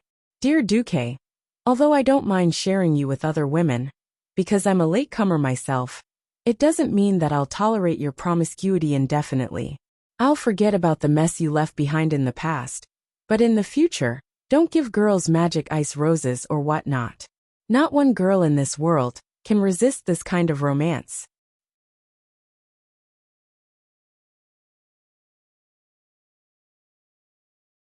Chapter 863. For a moment Duque froze. Words like capsize kept popping up in his head. However, Queen Sylvani's attitude made Duque feel a little complicated. There was no such thing as absolute perfection in love. Sometimes one could be an angel one moment, and the next a devil. There were things that one liked and things that one disliked. Being willing to tolerate everything about the other was love. If Queen Sylvani was just a docile vase, Duque could have as many beauties as she wanted in the noble circles of various countries, with just a wave of his hand. Queen Sylvani, on the other hand, was strong, wild and constantly fighting against fate. She was definitely the ideal partner to accompany Duque to the end in Azeroth. Duque smiled brightly. Just as he tried to put his hands on Queen Sylvanie's flexible and elastic waist, Queen Sylvanie dodged beautifully, and Duque missed. When Duque came back to his senses, he only saw Queen Sylvanie's slender figure standing at the entrance of the tent. Queen Sylvie turned her head and gave him a provocative look. "You bastard, your body reeks of Alicia. Before I calm down, go find your Alicia." Duque was dumbfounded. When the beauty disappeared in front of him, he sighed sadly. Damn it, are all the women of the Windrunner family dogs? Queen Sylvanie's words were not only for Duque, but also for Alicia, who was waiting at the door. The uncrowned queen of the South Sea city-state, the Marquess of Stormwind, blushed with shame. No matter what, at least this matter was settled. In fact, the coronation ceremony was more like a political show. The two queens first held the coronation ceremony at the border, and then the official ceremony was held in their respective main cities. Of course, Rotterdam was the holy city of Stratholme. After tomorrow, the country would officially be renamed the Kingdom of Sindorii, and the coronation ceremony would be held on the plains to the east of the ruins of the old Silvery Moon City. Just like in the original history, the elves decided to rebuild a new Silvery Moon City here. This was by no means an easy task. The plague had not been completely eradicated, and most of the crops had been destroyed. Sindorii, who was unable to feed all of the elves, could only use boats to transport the surviving elves to Windrunner's territory in the southern continent's elven forest. Windrunner's territory, which had been viewed as a traitor by most of the elves in the past, had now become a refuge that could save their lives. This was quite ironic. On the other hand, it showed the importance of working with the Alliance. Without the help of the Alliance, this batch of elves might not even survive. It would be ridiculous if they did not die in the invasion of natural disasters, but died in the famine and plague that followed. Just like that, on the 25th of September in the Dark Portal, the two formerly top-tier northern kingdoms had their empresses enthroned on the same morning, proclaiming the new birth of their kingdoms. The Salis Trail was not a spacious place. However, the huge platform built halfway up the mountain could easily accommodate 5,000 Scarlet Cross warriors and 5,000 elven guards. Similarly, the 5,000 citizens who had been selected from various places were fortunate enough to witness the ceremony. Witnessing the kingdom's new hope in their hearts, Queen Cullia Menethil and Queen Sylvanas Windrunner step onto the red carpet. In the south, Queen Cullia was different from everyone's impression. She was not wearing her usual light princess dress. Instead, she was wearing a pure white gold-rimmed commandment priest robe that was incomparably solemn. She looked solemn, holding the holy book of the Church of Holy Light in her left hand, and the scepter that symbolized Lordaeron's authority in her right.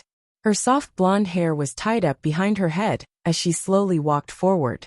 In the north, Queen Sylvanas's clothes had also changed the impression that the elves had of her as an elven ranger in the past.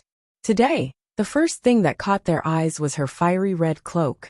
Then, there were 3 layers of red pauldrons with golden edges, stacked on top of each other like a sandwich. On the edge of each layer was a row of long, fierce, and lifelike fangs. The fangs that had once been pulled out of the mouths of trolls. Her entire upper body, apart from the pauldrons and the cloak, only had the breastplate that looked like a chest. In the middle of the breastplate, there was a huge golden gem that seemed to be twisting with electricity. It was dazzling. Her lower body was a pair of tight red breeches, matched with a set of leg guards that were also fiery red. If one looked closely, they would find that the leg guards had a large number of elven magic inscriptions that strengthened speed and agility, coupled with the large bow slung across her back, and the quiver filled with sharp arrows that never left her body.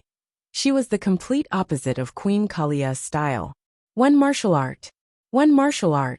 However, they also slowly moved forward under the gazes of the honor guards lined up neatly along the red carpet, surrounded by a formation of swords and spears not far away.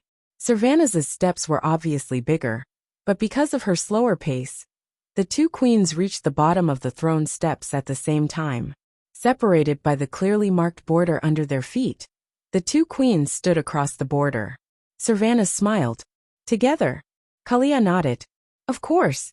At the same time, Mograine and Riadaline, who stood at the bottom of the steps on the left and right, shouted at the same time, "Hail to Her Majesty the Queen!" The next moment, the holy knights standing on both sides of the red carpet gathered holy light in their bodies at the same time. Clusters of holy light rose like curtains, wrapping the figures of the two queens in it. Under the watchful eyes of the crowd, they walked up the highest step at the same speed, step by step, step by step. Waiting for them there was Duque in his blue and white formal attire. Before this moment, many people did not know why the young-looking Duque was standing in this sacred position. They were even more indignant that the two queens walked to the highest step and knelt on one knee to Duque. "Why should our queen kneel to you, the commander of the alliance?" Until the huckster Duque spread out his right palm, letting a dazzling illusory gold coin, like a small sun, float in the air. Duque's voice echoed throughout the venue. A long, long time ago in the Dalajan, a Lordaeran missionary threw a copper coin into the fountain pool and made a wish.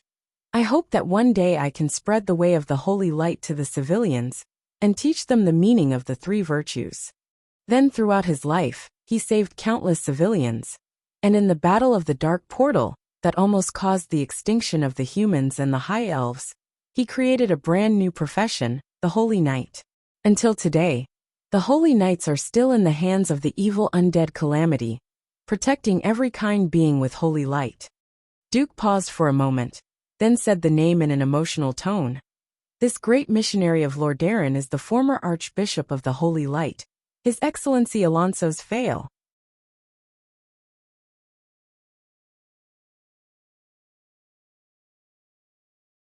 Chapter 864. Not every clergyman's name would be holy in the hearts of the people. Perhaps Duque was more famous in many fields, but in terms of devotion to the holy light, compassion, salvation of the soul, and saving countless lives, Duque was no match for Alonso's Fail. Almost as soon as Duque mentioned the name, nearly 10,000 people of the Rotterdam Kingdom, apart from the guards who had a mission, all started to kneel.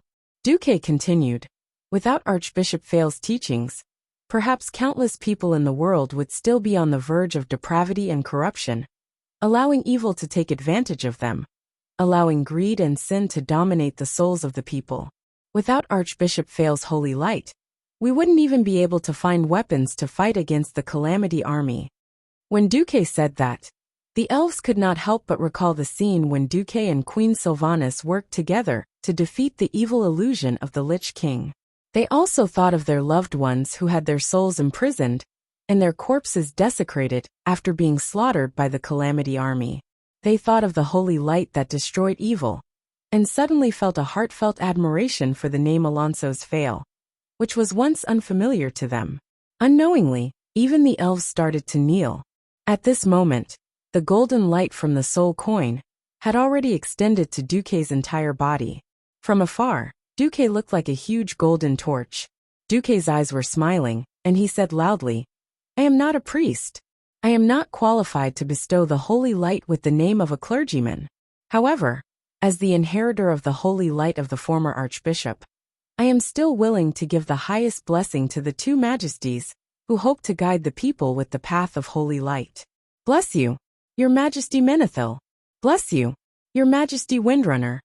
In the next moment, dazzling golden light extended from Duke's left and right hands, and even the bodies of the two queens who had stretched out their hands flickered with golden light.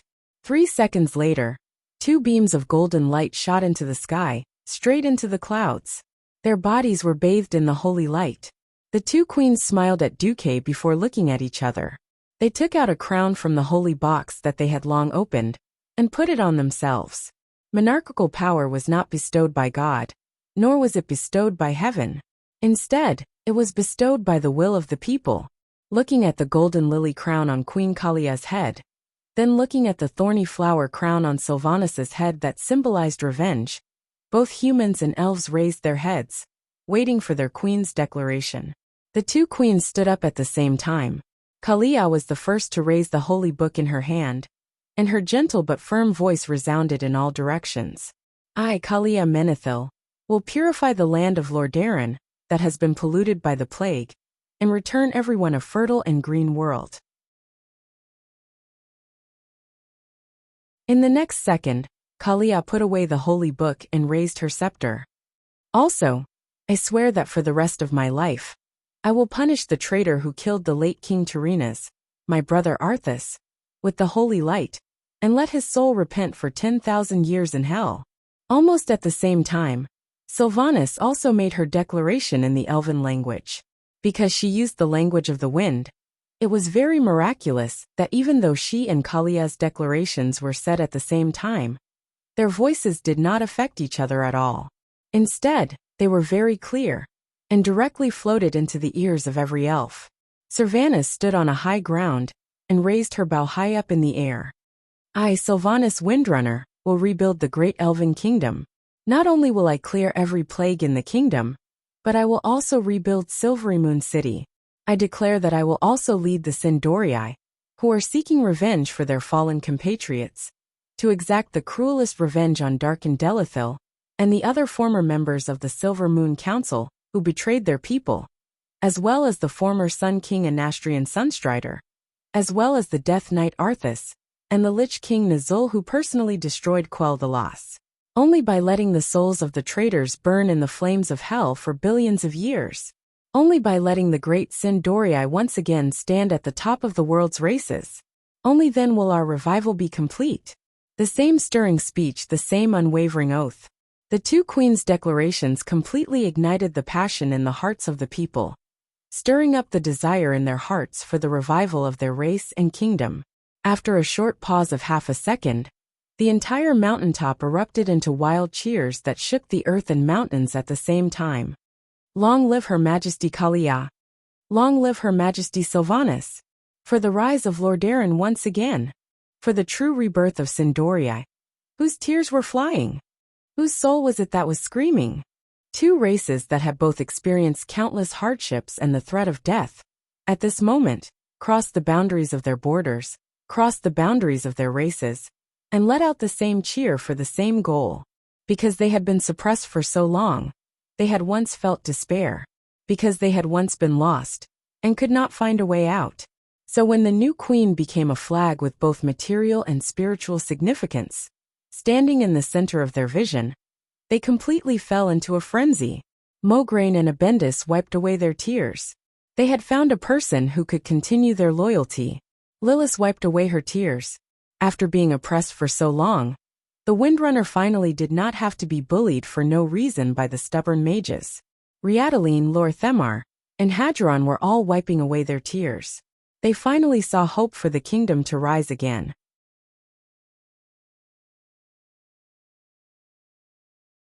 Perhaps the two kingdoms were still very weak now, but with the cooperation of the alliance, as long as the evil demon leader Archimond was eliminated, and in time, the kingdom that had once almost fallen to the point of extinction would definitely rise again. Among the guests, the former elven prince Kale, that was also impressively among them. There was no jealousy, no hatred. Kale that's also wiped away his tears lightly, and clapped his hands vigorously. Solarian Caponia, do you see that? In the face of difficulties, I see pessimism and despair. However, Sylvanas only has the spirit of never giving up, and the direction and method to solve the difficulties. I am not as good as her. I believe that she is the true queen who can lead the elves out of despair and hardship, not me. Although the two beautiful astrologers agreed with what Kale, that said from the bottom of their hearts, their mouths were filled with bitterness.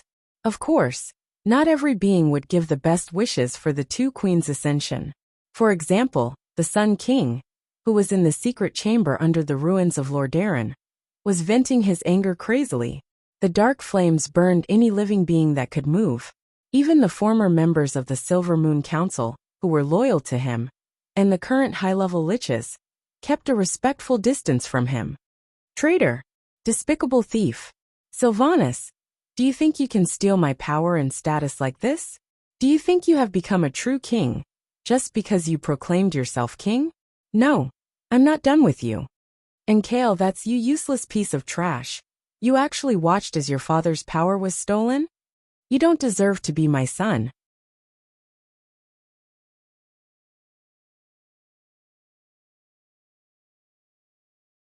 Chapter 865.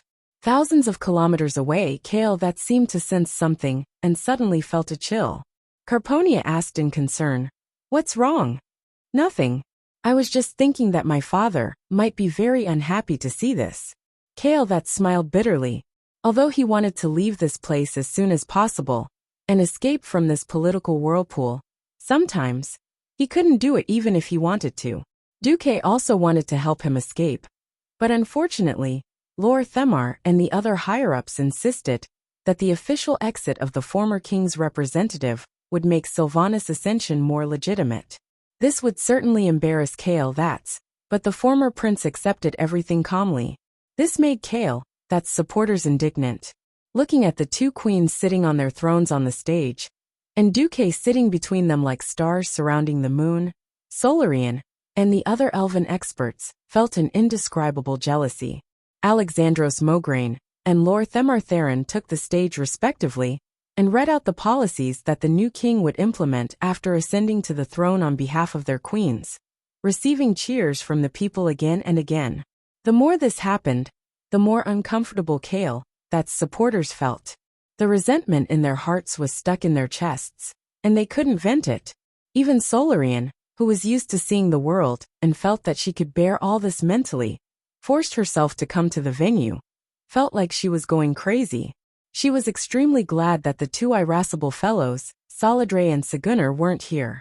Suddenly, an unexpected person approached Kale that's. He was wearing a hood, but it didn't cover his face. In the cheering crowd, he seemed so out of place. "Duque." Unexpectedly, as soon as Duke left the rostrum, the other side came over. Kale that's was first stunned, then pleasantly surprised. On such an occasion, it undoubtedly represented a rare and valuable support. "There's no need to get up. We'll just sit and talk." Duque smiled. Despite their dissatisfaction, Solarian and Carponia immediately stood up and gave up a chair for Duque.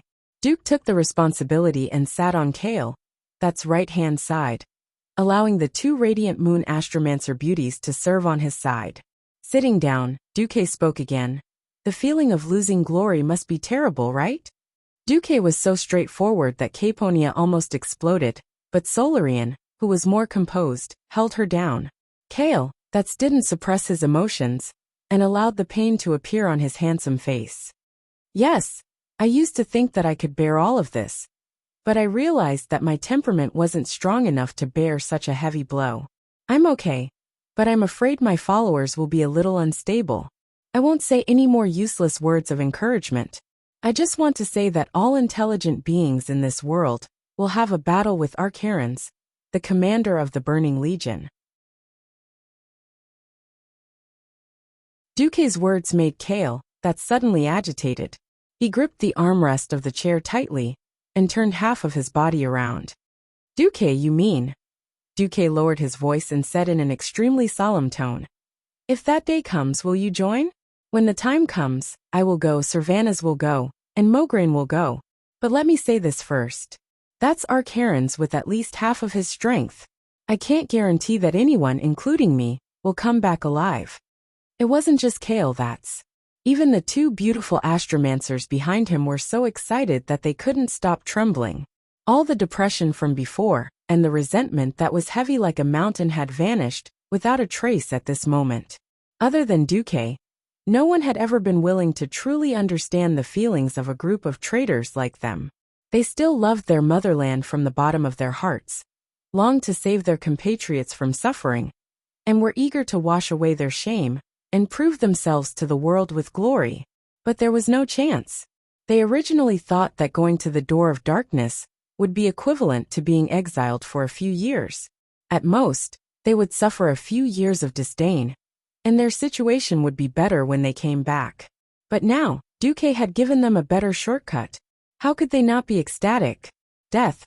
For traitors like them, this was no longer the biggest concern. In the end, it was the more cautious Solarian who bowed deeply to Duque and added, "I have a question. Before I ask, please forgive my narrow-mindedness, Your Excellency Marcus." "Ask, I don't mind." Duque waved his hand. Solarian uncontrollably rubbed her skirt along her thighs. If your highness Kale, that joins us in the expedition against the Arcarans, will we have an official identity? Solarian. Kale that was a little shocked and angry. He didn't expect his follower to ask such a question. In his imagination he could be a hired thug, if he was lucky enough to come back alive, and Duque could be merciful and wash away the shame with him. Then he would be endlessly grateful. Wasn't Solarian's question a disguised form of blackmail? Duque smiled. Kale I've always been like this. If others treat me with sincerity, I will treat them with sincerity. The expedition against a peerless expert like the Arcarans is a matter of life and death to begin with. Every member who dares to join the expedition should be respected by the world. Therefore, as long as you join, it must be as an official. And at the expedition ceremony, Kale, you will be among the Alliance's generals. This is my promise. Hiss. The three elves all gasped. They didn't know how to describe their feelings at all. The fall of Kuel Salis and the destruction of Silvermoon City could not be attributed to Duque. Kale had knelt down out of kinship, so it was hard for him to blame Duque for not coming out earlier.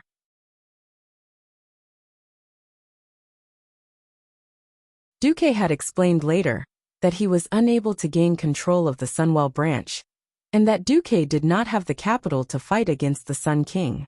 After all, there were all kinds of strange things to be blamed. The Sun King could only blame himself for ruthlessly refusing to join the Alliance at the beginning, chasing away the Alliance ambassador, Bolvar, and bowing down to evil in order to continue his existence. But now, Duque had so generously opened the door and given them a chance to redeem themselves. One had to know that for the smooth political transition, as someone close to Servanas, Duque should have nailed Kale. To the pillar of shame instead of trying to whitewash Kale. Unable to suppress the excitement in her heart, Solarian actually knelt down on one knee and spoke in the Elven language. The general meaning of these words was that she had gauged the heart of a gentleman with her own mean measure, which was a serious insult to Duque's character. In order to protect Duque's reputation, as long as Kale could restore his reputation this time, she was willing to work like a slave for Duque. At this moment, Duque was dumbfounded.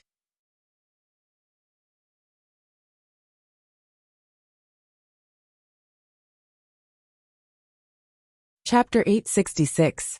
If it was in the future where ancient gods were everywhere and demigods were as common as dogs, a radiant moon astromancer might just be a rare elite. However, in this era where the third battle of the Dark Portal had yet to end, it was a little too much to ask a radiant moon astromancer to work for him. Duque instinctively wanted to refuse, but the system notification told him that this was a matter of faction prestige selection. Faction prestige selection was when two opposing forces were fighting. Which one would you choose? Once you chose one side, don't expect the other side to treat you well. The higher your reputation on one side, the more the other side would want to tear you to pieces. Miraculously, when Duque went to find out what the other side was, the system elf told Duque that it was unknown. What a mess. This was the first time Duque had heard of such opposing factions. However, since he had decided to help Kaisi, there was no reason for him to give up halfway. After all, Solarian was a famous boss in the Eye Fortress in the future. At the very least, she had much more room for growth than Alicia. Moreover, when Duque saw Solarian's nervous and uneasy eyes, and thought of the customs of the elves, Duque more or less understood what was going on.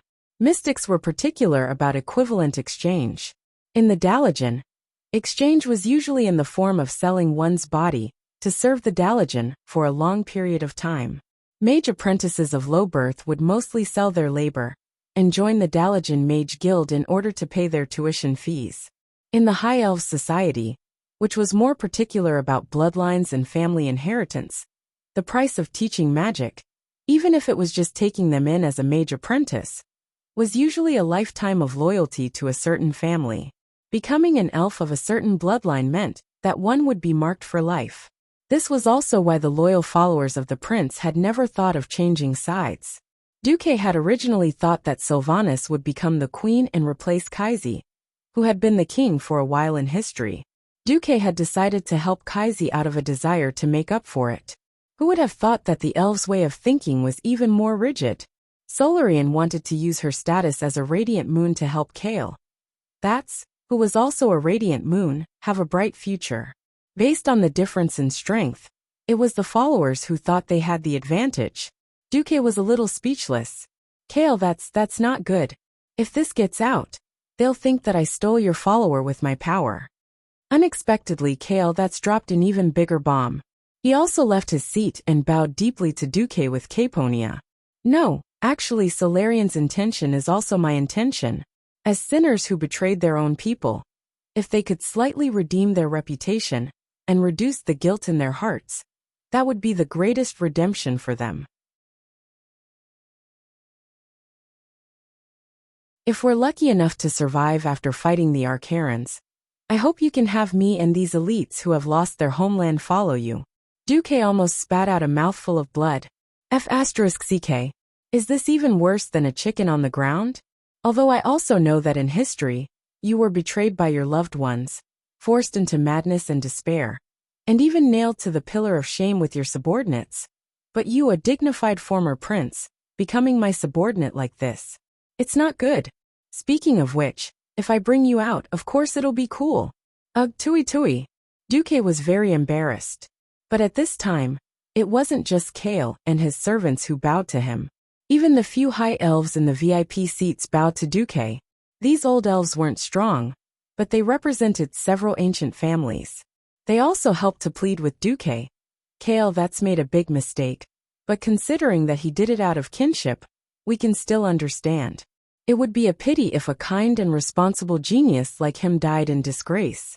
Since Sir Marcus has this idea, after Kale, that proves himself, you might as well accept them as followers. Under everyone's persuasion, Duque could only reluctantly say that everything would have to wait until after the sniping of Arcomond. Duque was waiting for news from the other side of the endless sea. Not only did he have to wait for news from Ronan, but he also had to wait for news from Jaina, and even from the orcs. Everything needed time to ferment, and it couldn't be rushed. In the following days, because he knew that the Scourge army was no longer led by the Lich King and Arthas, Duque was at ease and let the Alliance organize a few large-scale attacks. Unfortunately, it wasn't complete. Because the entire Silverpine forest was filled with endless werewolves, they didn't dare to rashly attack the Alterac Mountains, and they couldn't deal with the zombies at the bottom of Lordimir Lake.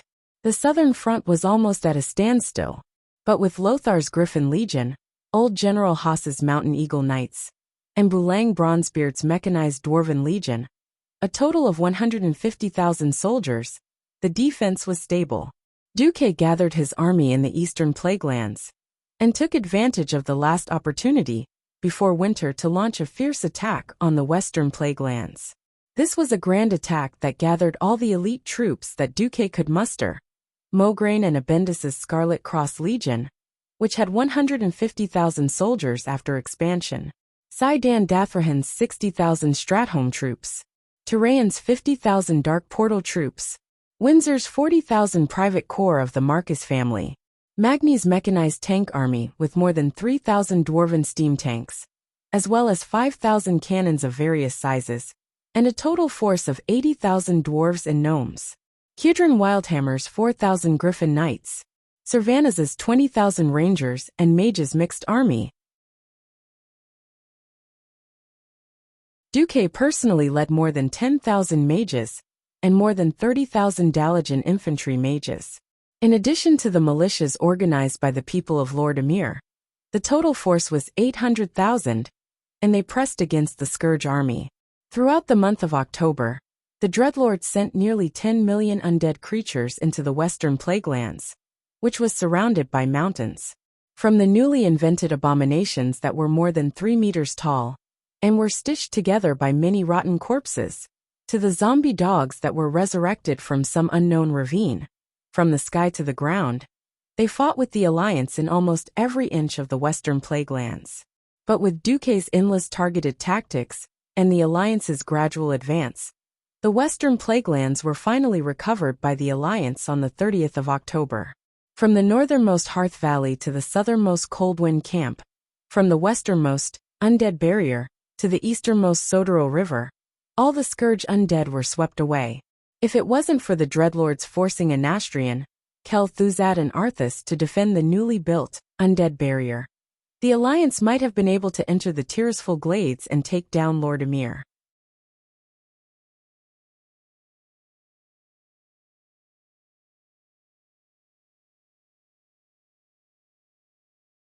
Chapter 867. However, this is the best we can do for now. Looking at the Undead Barrier in the distance, Duque could not help but sigh. Duque, don't put too much pressure on yourself. You've done well. I thank you on behalf of the people of Rotterdam, said Mograine, who was beside Duque. Duque waved his hand. Hurry up and act according to the arrangements made in the military conference. After the first snowfall, the road conditions will get worse. Understood. Mograine retreated. Between the Tirisful woodland, where Rotterdam was located, and the western Plaguelands, there was a huge mountain range that towered into the clouds. It was a natural barrier that even the Calamity Army, whose core was the undead, could not easily cross. Ordinary ghouls and zombies could not cross it at all, unless they were high-level troops such as gargoyles and bone dragons. When winter came, whether they wanted it or not, they could only call a truce. How the 800,000 troops would survive the winter was a huge problem to begin with. From the beginning, Duque did not put so many troops into the western Plaguelands, especially the poorly trained militia. They were all sent to logistics by Duque. Since there were skeletons and zombies all over the place, they had enough to do. After defeating a counterattack organized by the Dreadlord Mal Gannis in mid-October, Duque let Turalian and Reginald Windsor lead a detachment from the western Plaguelands to the south to build Coldwind Camp and open up the Icewind Mound and Sophia Highlands. That way, the Alliance would have a safe passage along the river that flowed out of Lake Daramir, connecting the north and south battlefronts. Even when they reached the Undead Barrier, Duque did not call back Turalian and Windsor's troops. The Undead Barrier was too narrow, and there was no need for so many soldiers. Leaving too many people there would only increase the logistical pressure. Now, the Alliance's attack on the entire Rotterdam continent was basically supported by food reserves. Without Stratholme, which had millions of tons of food reserves, it would be impossible to support the attack of hundreds of thousands of people with just the South Sea city-state and shipping. Even though Duke had been missing for 10 years, he still took the initiative to protect Stratholme. This was also the reason why he had protected Stratholme. Duque wasn't a reckless person. Seeing that the Undead Barrier couldn't be breached, he also made plans for winter. The poorly trained Stratholme army and all the militia were pulled back to the vicinity of Stratholme. Most of the dwarves' Griffin Legion and mechanized troops had also withdrawn. Tanks were used for assault, and it was too wasteful to leave them for defense. All kinds of artillery were enough. Other than building a semi-permanent fortress on the west side of the Fellstone Farm to the east of the Spectral Rampart, Duque had also sent 50,000 men from the Scarlet Cross to rebuild Hearth Valley and the North Mountain Sawmill. There was a reason why the Argent Northern Expedition was able to hold out for so long in Hearthglen. If they could not defend the Western Plaguelands in the future, Hearth Valley could be used as a nail to disgust the Doomsday Army. Not far away, Duque looked at Queen Sylvanas, who was still training her rangers. Suddenly, he made a malicious guess. Now that Queen Sylvanas had become a living and fragrant Sylvanas, would there be more forgotten ones in the future? Similarly, if the Blood Elves joined the Alliance, there would be nothing left for the Horde, right? In November, because Jaina had finally established a foothold in Theramore and built a huge magic communication circle, Duque finally received news from the other side of the Endless Sea. When the first news came, Duque felt that the wheel of history was still rolling forward, unhindered by anything. That was in September. Even if they found the right ocean current, after a month of sea voyage, the strong tribal warriors were still tortured to the point that they were barely alive. When Thrall saw the older orcs looking at the red desolate land and calling it home, he was a little puzzled. Grom patted Thrall's shoulder and grinned. Before we pass through the dark portal to Azeroth, Our world was like this. Desolate, harsh, but vast plains. There was never a lack of danger and huge prey that could feed over 100 people for a week. Only the most fearless warriors and the most powerful hunters could survive on the land. This is the orcs. Yes, this was the orcs. Unyielding. The orcs that could always survive in the harshest of environments. The horde's crude transport ship docked, and the orcs happily rushed to the shore. The wildest ones were already fighting with the giant wave crabs on the shore. Some of the unlucky ones had their fingers pinched off by the wave crab's huge pincers. But the orcs were laughing. That's right. Hunting. Hunting was the orcs' instinct. Hunting was the orcs' glory. Bleeding for instinct and glory was worth it. Grom Hellhound roared and shouted, "Yo! Our great chief! Give this land of the orcs revival a name." Thrall couldn't suppress the excitement in his chest and shouted a name. Duroder. Grom understood immediately. Duroder was a homonym for Duroder in the orc language. Thrall was using this method to commemorate his father, who he had never met, who sacrificed himself to protect him and the horde. For a moment, the old orc's eyes were a little wet. 3 days later, the new horde made the decision to build a new main orc city in a place with good feng shui on the west side of the river and the back of the mountains. In order to commemorate the brave and wise former great chief Orgrim, this new orc city will be named Orgrim. In the following period of time, Thrall, the blessed leader of the horde, met the Tauren chief Cairn Bloodhoof on his way to find the prophet. The horde began to receive help from the Tauren tribe. Then at the beginning of October, a troll tribe also crossed the ocean and migrated to Duroder. It was Wajin's Darkspear tribe. Wajin succeeded his father, Sunjin, and became the new leader of the Darkspear trolls. Like the other trolls of the Darkspear tribe, he used to live in Stranglethorn Vale in the south of the Eastern Kingdom. Because of Duroder's strategy, Stormwind expanded southward. Coupled with the encirclement of the trolls in Zulg Europe who believed in the blood god Hacker, the Darkspear trolls had no choice but to leave their hometown. Now there were only a few troll towns and a vast jungle. Not long after Wajin and his tribe arrived in Kalimdor, they were attacked by the Murlocs near Duroder. If it wasn't for Thrall's help, perhaps Wajin and his Darkspear tribe would have disappeared long ago. At this time, Wajin's gratitude was beyond words. He and the forest trolls swore to serve the horde and form an eternal alliance.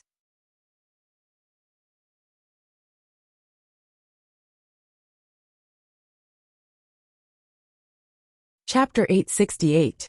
It was October, and the weather was getting cold. Near Orgrimmar, Thrall looked at his tribesmen, who had hunted down a large number of velociraptors, and hung the dragon meat on wooden racks. Thrall, on the other hand, frowned. Duroder was not bad. Although it was a bit desolate, there was no lack of prey, which was enough for the beastmen to reproduce. The problem was that Duroder lacked wood because of its desolation. Thrall was fortunate enough to see the humans use a magical building material called cement. He had heard more than once from the beastmen seniors about how perfect and hard this so-called cement was.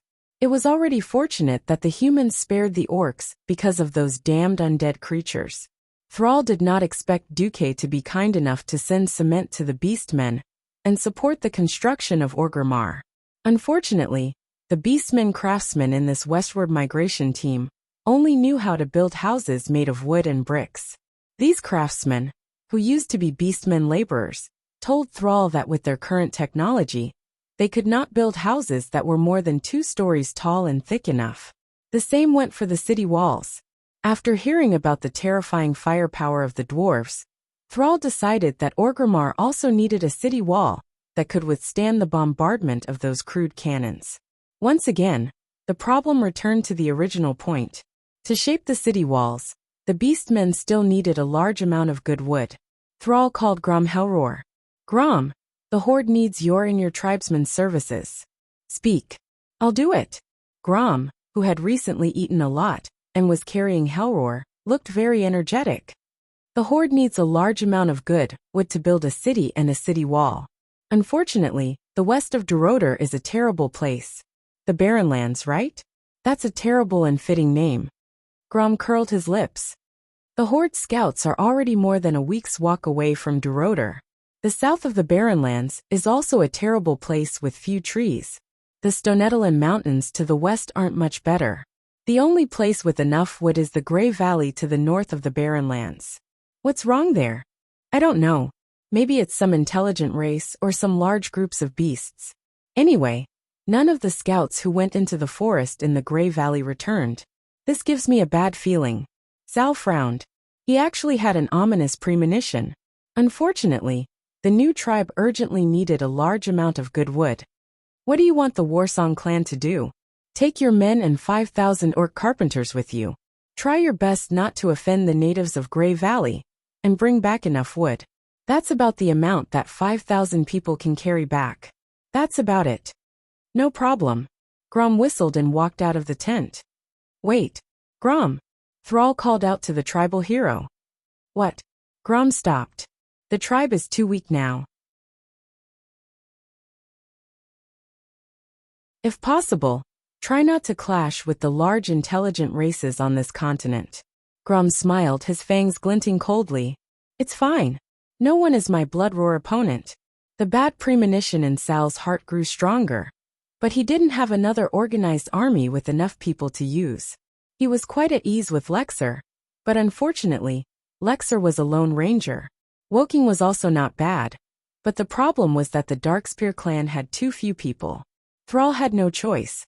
What the Horde didn't know was that less than 500 kilometers south of Duroder's southernmost cliffs, on a place called Thermore Island, Jaina's Alliance Expeditionary Force had also gained a foothold. Moreover, the construction on Thermore Island was much faster than that of the Horde's Orgrimmar. In the center of the island, a huge 5-story mage tower had already risen from the ground. It's hard to imagine that such a large building only took us a week. The rest of the week was spent waiting for the cement to completely dry. Jaina sighed as she looked at the mage tower. That's right. Advisor Aegwin agreed. This wasn't the first time Jaina had seen a country bumpkin with cement. But no matter how many times she saw this magical building material, it was still amazing. As long as the craftsman marked the location of the piles on the ground, Jaina would even personally use magic to blast holes in the ground in order to save time. When the craftsman inserted steel bars into the long and straight deep holes blasted with arcane magic, and poured in the mix of cement, the foundation was ready in just 3 days. Then it was time to erect the piles and pour the cement into the molds.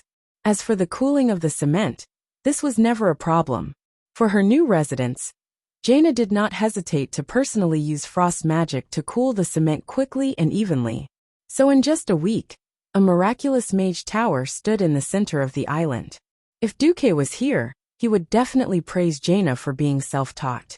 In the history before Duke's transmigration, when the Americans were building the famous Hoover Dam back then, in order to speed up the work and to cool all parts of the reinforced concrete structure that weighed more than 100 tons at the same time, after the modeling was completed and the cement was poured, liquid nitrogen was poured to cool it directly. Now Jaina used magic to complete all of this. Looking at the little kingdom of her dreams changing day by day, listening to the cheers of the people who came across the ocean to seek refuge, Jaina's heart was filled with satisfaction. The only thing that made Jaina extremely conflicted was that she seemed to be a bit unworthy of the title of Queen of Theramore. There were too many places where Duque's shadow could be seen. Without the cement and the Marcus family's construction team, she might have had to live in a terrible tent for a month after arriving. This was very difficult for Jaina, who was born as a princess. After all, Theramore Island was half surrounded by the dust swamp. Since it was a swamp, and a swamp in the middle of summer in August and September, what was the most abundant? Mosquitoes. Not everyone could run around with an ice shield like Jaina. The mosquitoes that filled the sky and the ground were annoying to see from afar.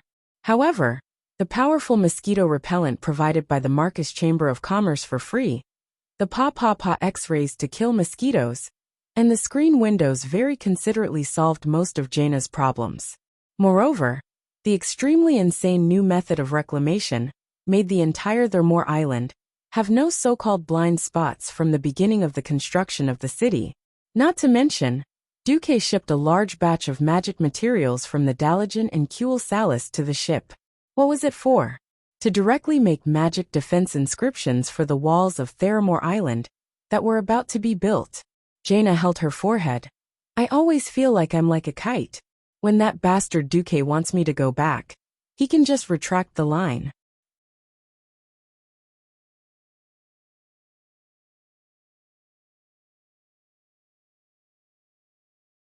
Chapter 869. This was not an illusion. If the fleet at her disposal could send 10,000 people across the ocean to Theramore, it would be amazing. If Lordaeron was ravaged by natural disasters, she would have to learn from Duque during the first battle at the Dark Portal. She would first send people to a small island not far from the mainland, and then send them across the sea in batches. Now, she was supported by the entire Stormwind Navy, Kurtira's Fourth Fleet, and Marcus Merchant Fleet. In total, there were more than 1,500 ships of various sizes, 100,000 refugees, more than 15,000 Theramore soldiers, and more than 20,000 tons of all kinds of supplies, were all transported here in a magnificent manner. 10 years ago, the galleons with 4 or even 5 masts had become the mainstream of the Eastern Kingdom. Whether in terms of speed or maneuverability, these new ships were far superior to the Horde's old ships. Jaina's fleet, which set off 2 weeks later than the Horde, arrived at Kalimdor almost at the same time as the Horde. Coupled with the magic of cement, the Theramore Expeditionary Force established itself faster than the Horde. If one did not know better, they would think that Duque had deliberately dug a pit for the Horde to jump into. When the fleet had finished unloading, Vice Admiral Jesse Farivel came to ask Jaina if they could return. If this sturdy female general could be bribed, Jaina might not mind doing so. Unfortunately, Jesse was Duque's subordinate, and after nearly 15 years of assimilation, the famous Bloodsail pirate squadron commander had long since become Duque's loyal follower. Ruthless and abiding by orders, Jesse was definitely a general that all high-ranking people liked. It's fine here. I will set up a magic teleportation circle as soon as possible to maintain contact with the Alliance. Go back and send my regards to Lord Marcus. After sending Jesse away, Jaina sat on the top floor of the newly built Mage Tower, looking down at Theramore, which looked like a super-large construction site, and the coastline covered with tents. She then looked at the large pile of Swamp Survival Handbook, personally written by Duque in the room, and suddenly sighed. Damn it, is that guy Duque really a prophet? He thinks of everything. I don't feel any sense of challenge. Egwene teased her from the side. Have you finally realized what kind of opponent you'd be facing if you were to fight? Jaina shrugged. 2 months ago, I wanted to be a good Mrs. Marcus. Egwene was non-committal. All right, now it's time to greet the tribe. A cold glint flashed in Jaina's eyes. The next second, when Egwene wanted to remind her, she controlled her emotions very well. I know what to do. I came for peace and cooperation. Before the Alliance and the Horde have irreconcilable conflicts, I will be a good pioneer and Alliance ambassador. Egwene nodded. It's good that you know.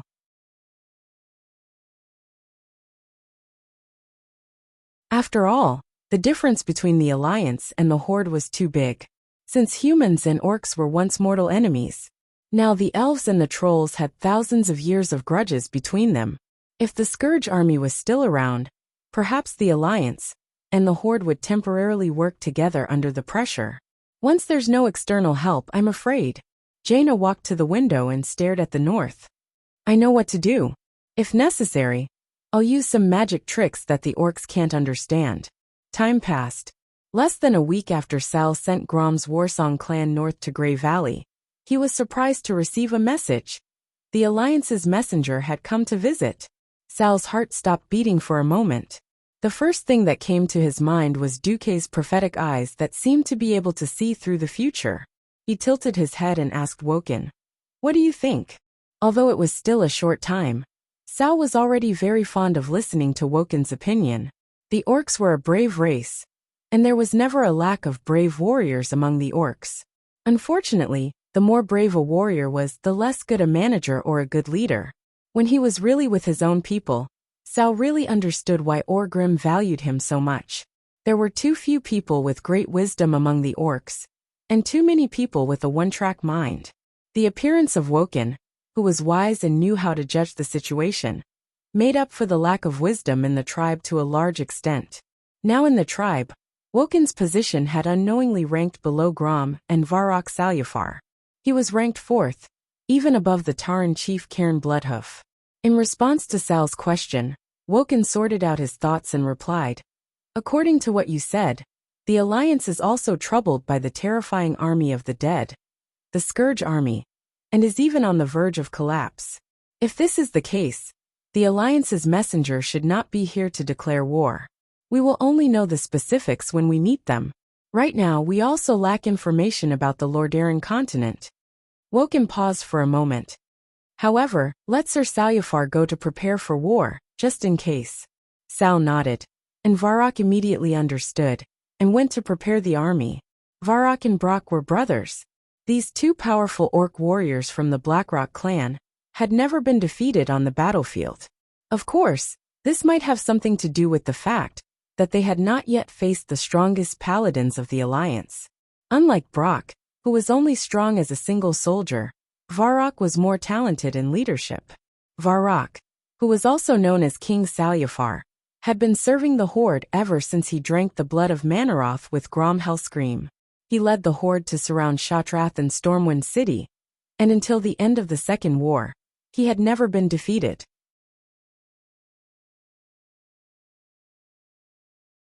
In the First War, when Orgrim Doomhammer led the Horde, he saw Salyafar's efficiency and cruelty on the battlefield, and appointed Salyafar as his general. Rumor had it that Salyafar had once waved his hand and cut 3 human knights in half horizontally. After Orgrim died at Earthes' hands, Thrall promoted Varrock. Now Varrock could be said to be the chieftain of the small Blackrock clan. The meeting with the Alliance's messenger was at a large construction site in Orgrimmar. Although Woken advised Sal that it was not good to let the Alliance see through the Horde, Sal shook his head and refused. Orgrim is such a huge city, it is impossible to hide. In that case, why not show the Alliance how magnificent the new city that is about to become the center of the Horde is? Just like that, surrounded by 5,000 orc warriors, Sal welcomed a woman who should have been entangled with his fate, the Alliance's ambassador, Jaina Proudmoore.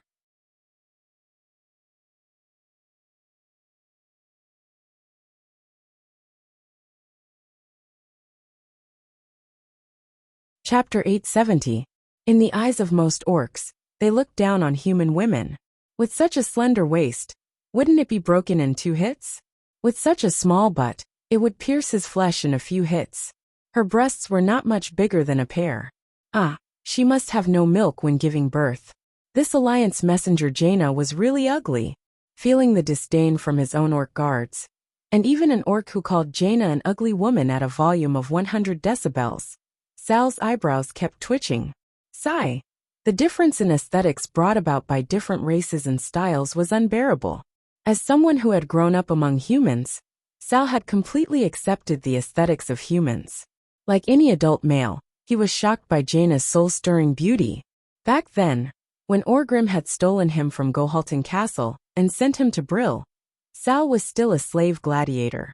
When he was growing up, it was as if fate had coincided. He met a servant who had immigrated from Hillsbrad. The servant had a daughter named Taretha Foxton. She was a little girl who had never seen war with her own eyes. Because of the death of her own brother, she projected Sal, who had been taken care of by her parents, as a substitute for her brother. She was not afraid of this green-skinned orc at all. She often taught Sal, who knew nothing about human society, many things in private. She secretly gave all kinds of books to Sal to read without his master's knowledge, and secretly exchanged letters with Sal for many years. Taretha's behavior was not only like a kind mother, but also like a good sister, who took care of her brother. She cultivated Sal to be a good leader, who was both tolerant and dignified.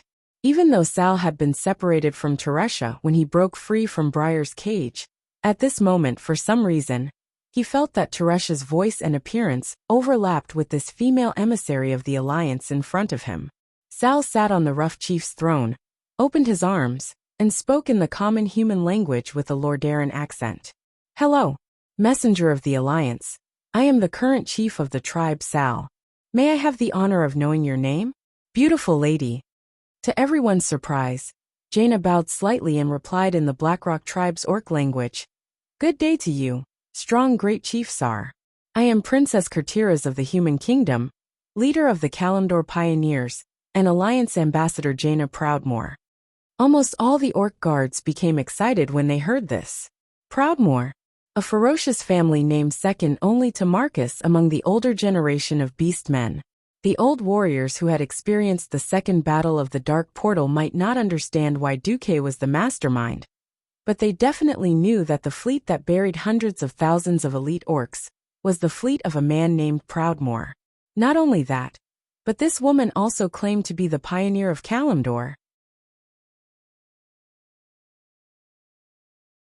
Did this mean that the despicable humans had tricked them out of the human territory, and now they wanted to take over this barren land that the orcs regarded as their own backyard? The orcs were clamoring. However, as Sal suddenly raised his hand, all 5,000 beastmen instantly fell silent. Even though many of the green-skinned beastmen were red in the face, no one dared to make a fuss or attack Jaina. Even Jaina, who was used to seeing the elites of the Alliance, was secretly shocked that Ling Xing's actions had reached such a level. Sal's voice sounded again. This time he spoke in the Orc language. "Although I would like to say welcome, the word welcome has always been reserved for our own people and friends. I just don't know if the emissary's intention is war or peace." Jaina shook her head slowly. "Chief Sal Brill, where you grew up, is still a paradise for the undead until I speak to you.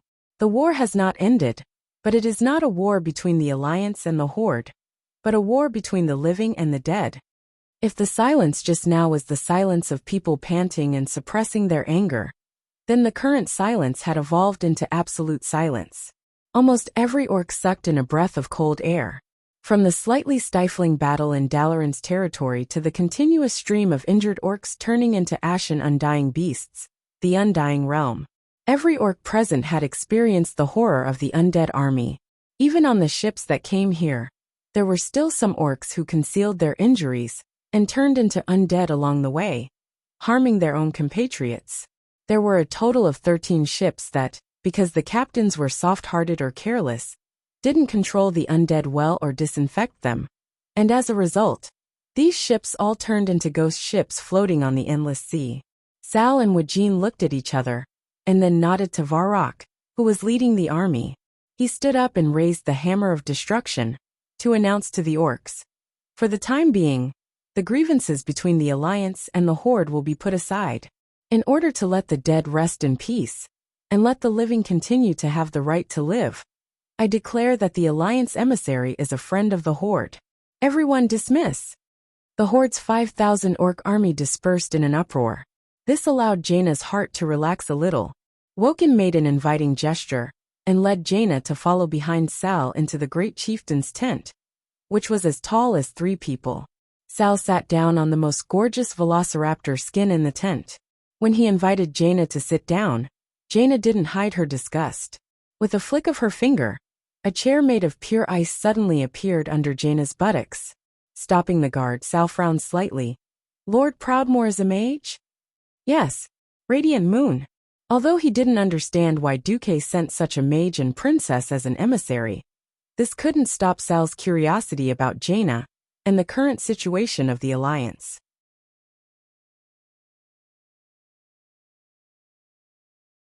Sal, who couldn't know the situation on the other side of the sea, was now at a loss.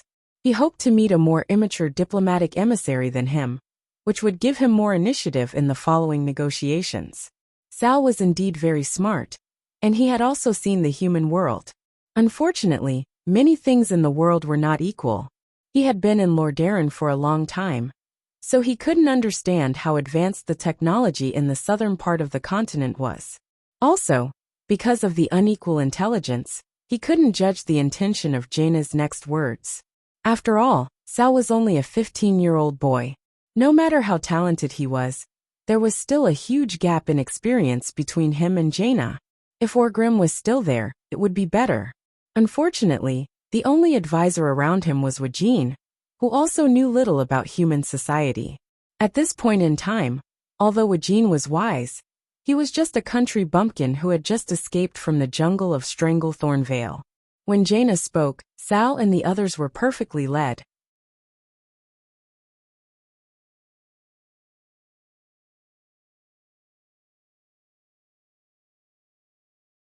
Chapter 871.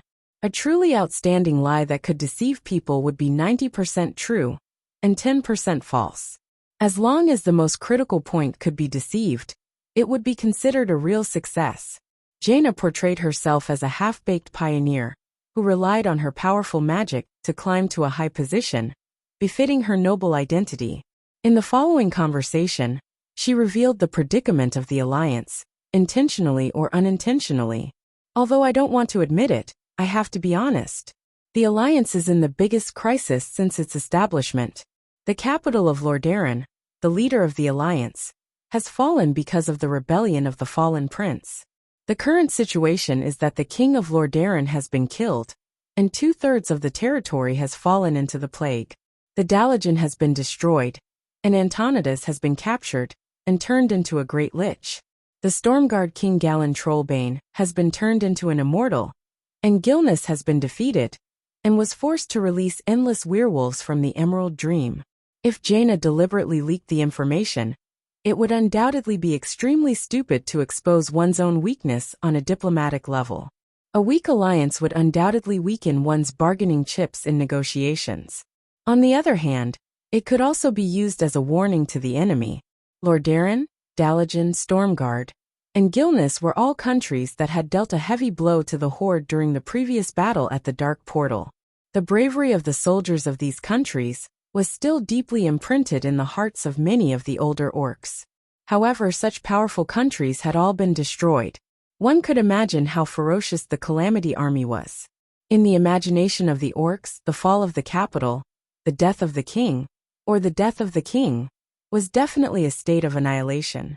The intuition of the orcs was amazing, coupled with the mysterious shaman witchcraft. If Jaina were to lie, Thrall would see through her at any moment. When that happened, it would not be fun.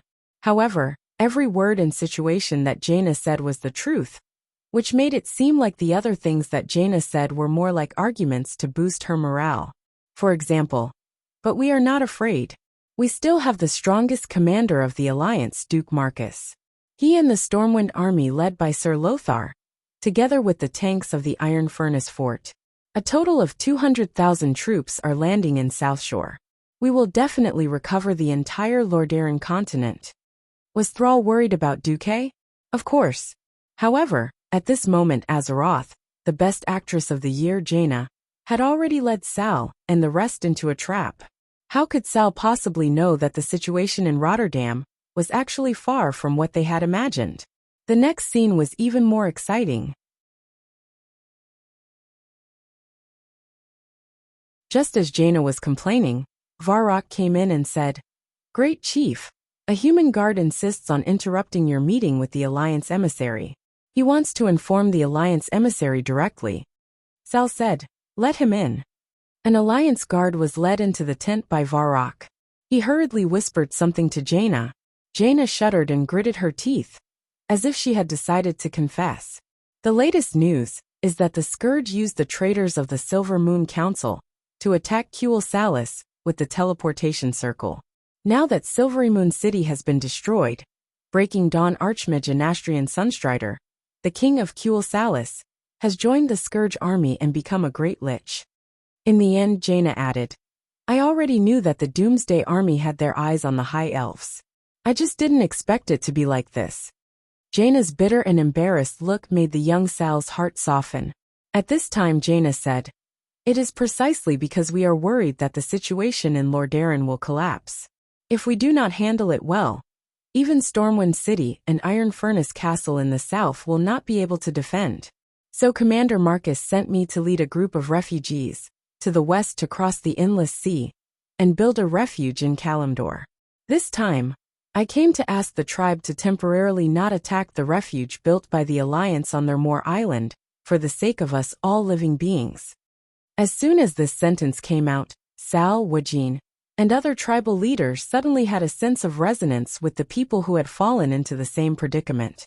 It turned out that the once incomparably powerful alliance had fallen to this point. For a moment, even Sal and the others felt their hearts sink. After Jaina put out a lot of useless non-aggression treaties between the alliance and the tribe, Sal politely asked Jaina to go and rest first. Then, of course, it was a closed-door meeting of the tribe leaders. Sal spoke first. What do you think of the proposal of the alliance this time? Varrock Serifar gestured at the rough map in the big tent. The current map in the tribe's hands was so rough that there was no shadow, only a scribbled coastline, and a few general areas. Except for Duroder, which was a little clear, the barren land in the west, the Stonetalan Mountains in the west, and the Dustswallow Swamp in the south were all blurred. Varrock gestured for a long time, but still frowned and said, "Too close." Yes, Thermore was too close to the tribe's new capital. It was like a sharp dagger hanging around the tribe's neck. In case the alliance went to war with the Horde, the alliance's fleet could sweep the entire east coast of Duroder and the Echo Islands where the trolls lived within 3 days. Sal did not speak. He looked at Wajin. The troll leader said, "As an emissary, she must have a lot to hide. But everyone will have their own secrets in their heart. My intuition tells me that every word she said is true." Varrock nodded. "I also think it is true. We have all seen how terrifying that damn undead legion is. It is not unusual to have such a result." Sal sighed. "Then we have a conclusion. Let's accept this alliance for the time being. In case something goes wrong in the future, let's destroy Theramore's alliance first. Don't give the alliance a bridgehead to step into Kalimdor." Half a day later, Jaina returned to Thermore with a 5-year non-aggression treaty between the alliance and the Horde. When she returned, she found that the magic communication array with the Eastern Kingdom had been set up, so she sent the message back, along with what she had seen and heard. In her bedroom, Jaina used a basin placed in the middle of the room to wash her feet while humming happily. "Humph. Let me develop with peace of mind and nail Theramore to the Kalimdor continent. Stupid orcs. You dirty green-skinned creatures are only worthy of drinking the princess's foot-washing water." At this time a sudden voice came. "Well, you did a good job this time. Sal really should drink your foot-washing water." The voice almost scared Jaina to the ground.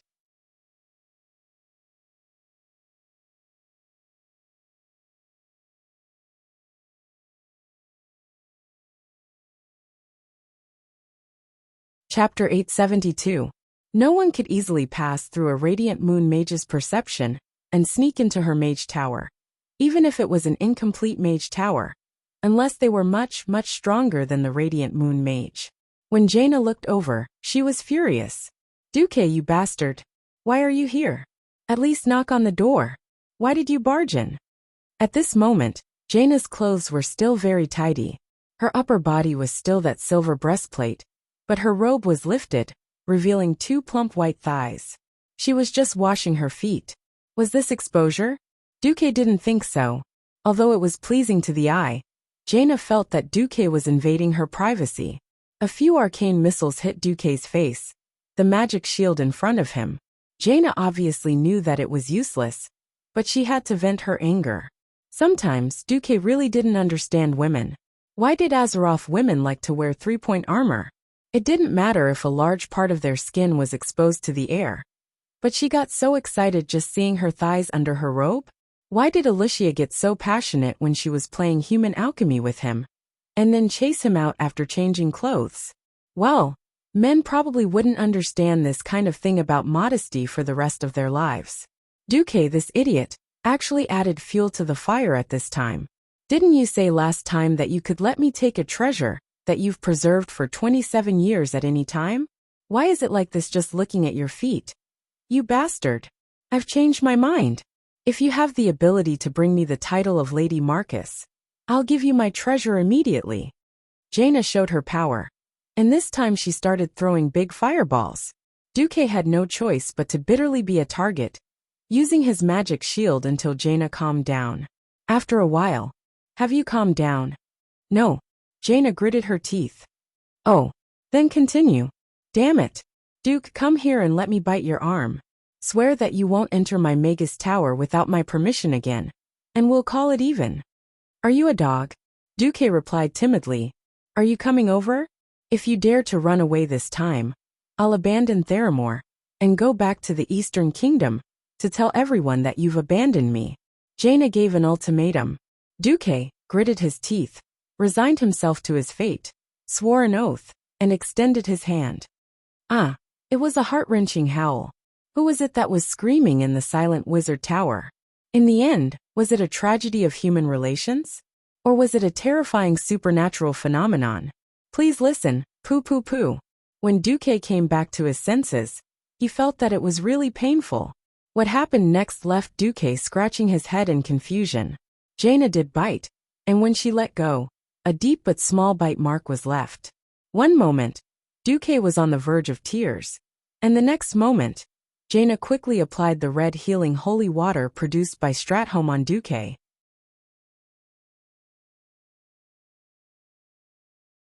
Seeing Jaina treat his wound with great care, and even licked away the few drops of red medicine that flowed out with her small tongue, the shameless Duque suddenly felt that Jaina was actually quite sexy. Sensing that the atmosphere had become ambiguous, Jaina acted like a dead pig unafraid of boiling water. What, you're finally moved by me? I really don't understand why you've been avoiding me for the past 10 years. Alright, it's too late now. You're already the queen's husband, and no matter who you marry, Curtilas won't be able to handle it. We won't have a future together. Duque was embarrassed. This was the downside of magical communication. She was too well informed. Sensing that the atmosphere had cooled, Duque did not continue playing with fire. He began to ask Jaina about the details of the mission. After that, Jaina asked, You wanted me to build a bridgehead and balance the relationship with the Horde, and I did it. What's next? I don't know why Archimonde hasn't come to Kalimdor for so long, but once he comes, the war over the Well of Eternity will be unavoidable. When that time comes, the opportunity for the Night Elves, the Alliance, and the Horde to unite will appear. Jaina suddenly asked, Are you confident that you can deal with Archimonde? If it's just the Alliance, about 30%, and the price will be the destruction of all the Alliance's elite troops. Jaina was very smart, and she immediately sensed what Duque was thinking. It wasn't that the Alliance couldn't fight the Burning Legion alone, but the price would be too high. If the Alliance really sacrificed everything for the world of Azeroth, it would be the rise of the Horde, and the destruction of the humans, elves and dwarves. Duque was doing this because he wanted to shoulder the burden and dig a pit together. Her mission this time was actually a covert move against the Horde. At the very least, it would force the Horde to go all out. When the time came to face the Burning Legion, who would survive would depend on their own abilities. Jaina was silent for a while, then changed the topic. Senior Brother Ronan, I've already sent a ship to Azhara. As long as he's not too unlucky, with the strength of him, Lilith, and that Miss Abendis, it shouldn't be too big of a problem for them to contact the legendary Night Elves. Duque said in a low voice. Alright, now we just have to wait for the opportunity to join forces. Do we wait for Archimonde to come? No. If we wait for Archimonde to come, it'll be too late. Duque tried hard to recall this part of history that wasn't completely unrecognizable. It wasn't easy to stop Archimonde's attack. After Archimonde came ashore, the commander of the Burning Legion would fly into a rage and summon a large number of Apocalypse Guards, as well as the elites of the Scourge army. If they wanted to face Archimonde directly, they had to at least get rid of his lackeys to force him out.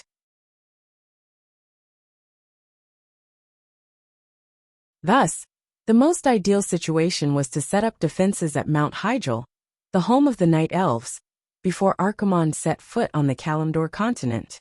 Suddenly, a silver magic lamp lit up on the highest floor of the Mage Tower, blinking.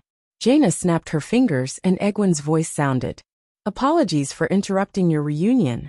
A messenger from the Horde riding a wyvern just came to our northern sentry tower. He said that the Chief Sar wants to see you urgently, and hopes that you can go as soon as possible. Jaina and Duque looked at each other. I'll be back soon. 10 minutes later, on the other side of Orgrimmar, A magic circle surrounded by orc guards began to glow. That was the magic formation that Tsar had allowed Jaina to use when she needed an urgent visit. Brock, who had been waiting for a long time, was stunned when he saw Jaina appear on the magic formation with 2 female magician guards. He then said in broken common language, "Lady Jaina, follow me."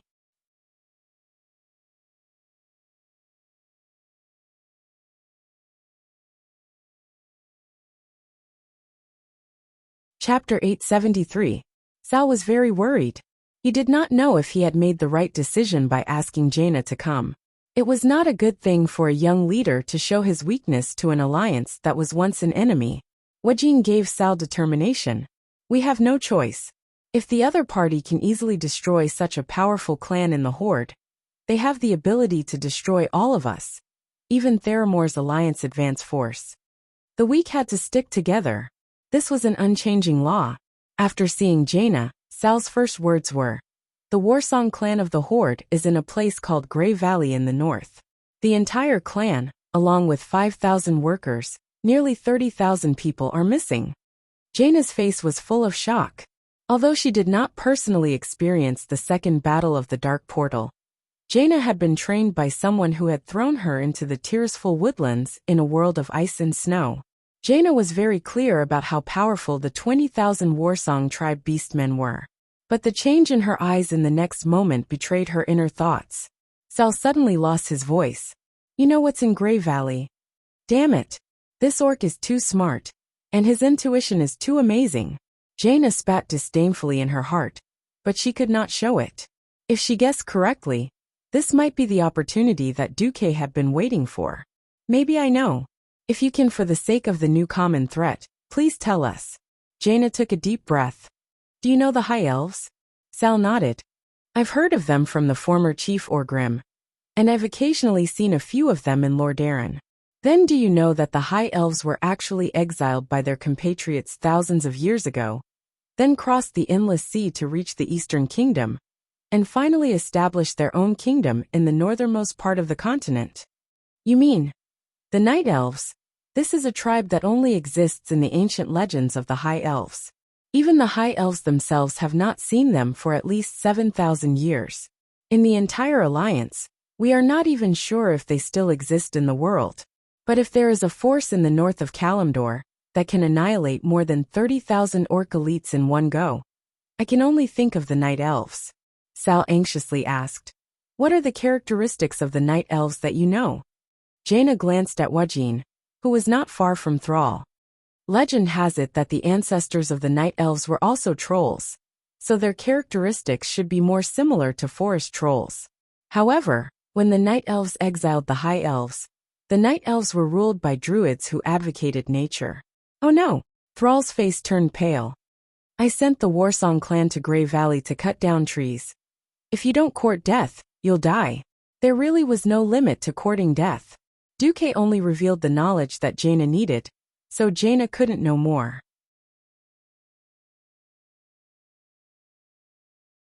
It was enough to tell the tribe that they had provoked an ancient and powerful race. Jaina still remembered what Duque said to her before he left. The Night Elves should exist. However, they were a race even more stubborn than the High Elves. They needed an opportunity to break through their self-imposed blockade. "Don't worry, we don't need to do anything.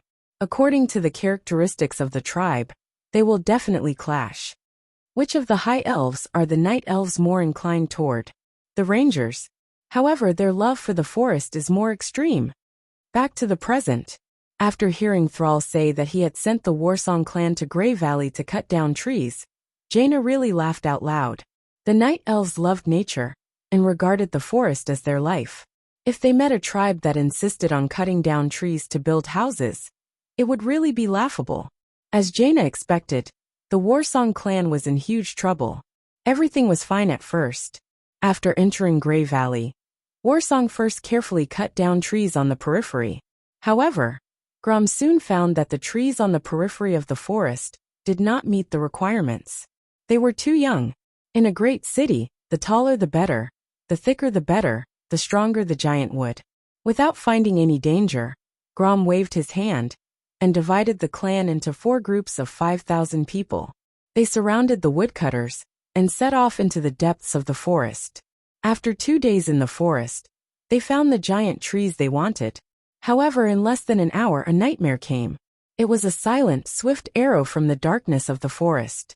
It was as dense as heavy rain, but as accurate as a poisonous snake. They aimed at the vulnerable eyeballs and unprotected throats of the orcs. The warriors of the tribe were never afraid of arrows from the front. Even when facing a dense array of arrows from the humans, they were confident that after a certain amount of sacrifice, they would be able to pull the battle into close combat. Not this time. The mysterious enemy used the essence of guerrilla warfare to the extreme. They attacked and ran, and all of them were killed in one shot. Before the orcs could rush over, the enemy would disappear into the forest like a ghost.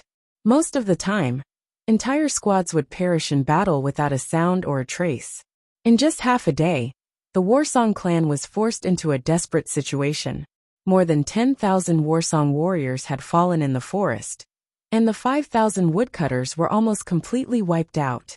Grom tried to lead his people out of this desperate situation, but the enemy was still relentless in their pursuit. Any shouts would be met with silence from the other side, replying with even sharper arrows. Grom despaired until he smelled a familiar scent, the scent of demon blood. Why would there be demon blood in the forest that he had not seen for 20 years? Grom's first thought was that this was a demon's plot. But did he have a choice? Drink. Perhaps he and his people still had a way out. Not drinking. It was total annihilation. Grom Hell roared, his eyes bloodshot. Since you want me to die, then I'll kill you first. Grom led his clansmen and drank the devil's blood without hesitation. The earth-shattering roar echoed in the forest that had been silent for nearly 10,000 years in Grey Valley. The night elves besieging the orcs would never have imagined that the green-skinned creatures would suddenly become many times stronger in just an hour. What used to be a vital point was no longer a vital point. The throat that could be pierced with one arrow seemed to be covered by a thick layer of rhinoceros skin. The arrows that were shot at the eyeballs were all deflected away by the orcs' movements and reactions, which were much faster than the orcs. The fallen orcs' speed, strength, and agility far surpassed the night elves. They caught up to the night elves and killed them one by one. They cruelly dismembered their corpses and even chewed on their flesh. Finally, Grom saw the enemy's main character appear. It was a mysterious male with an elf's upper body and a stag's lower body.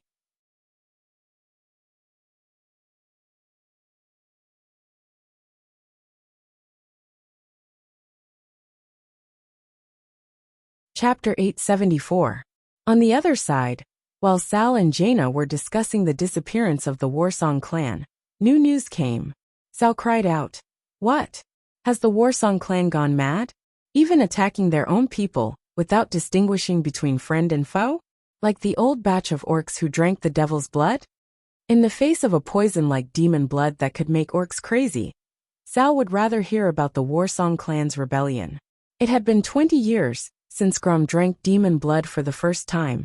Sal would always remember how violent and painful the old orc was when he saw the demon blood act up when he was young.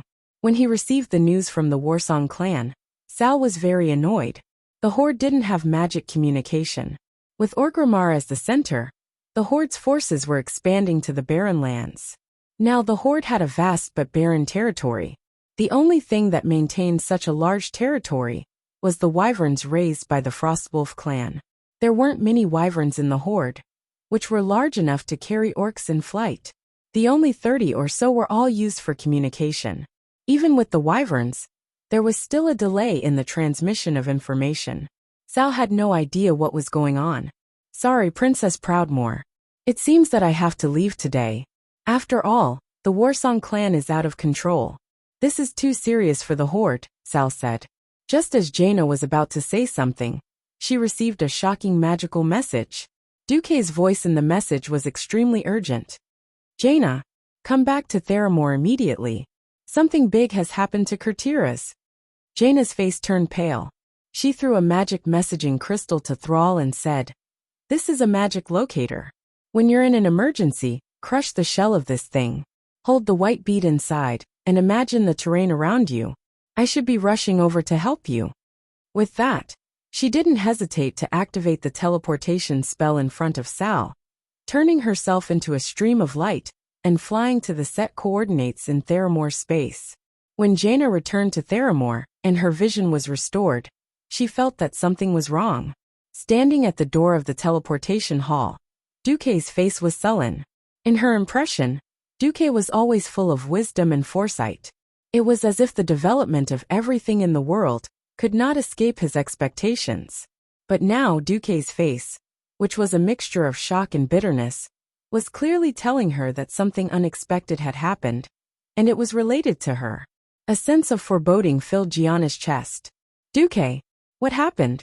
Duque didn't know what kind of expression he should use to face the anxious Jaina, nor did he know what kind of tone he should use to answer her questions. After taking a deep breath and remaining silent for 3 seconds, Duque said, "The first fleet of Kultiras and Kultiras were attacked one after another.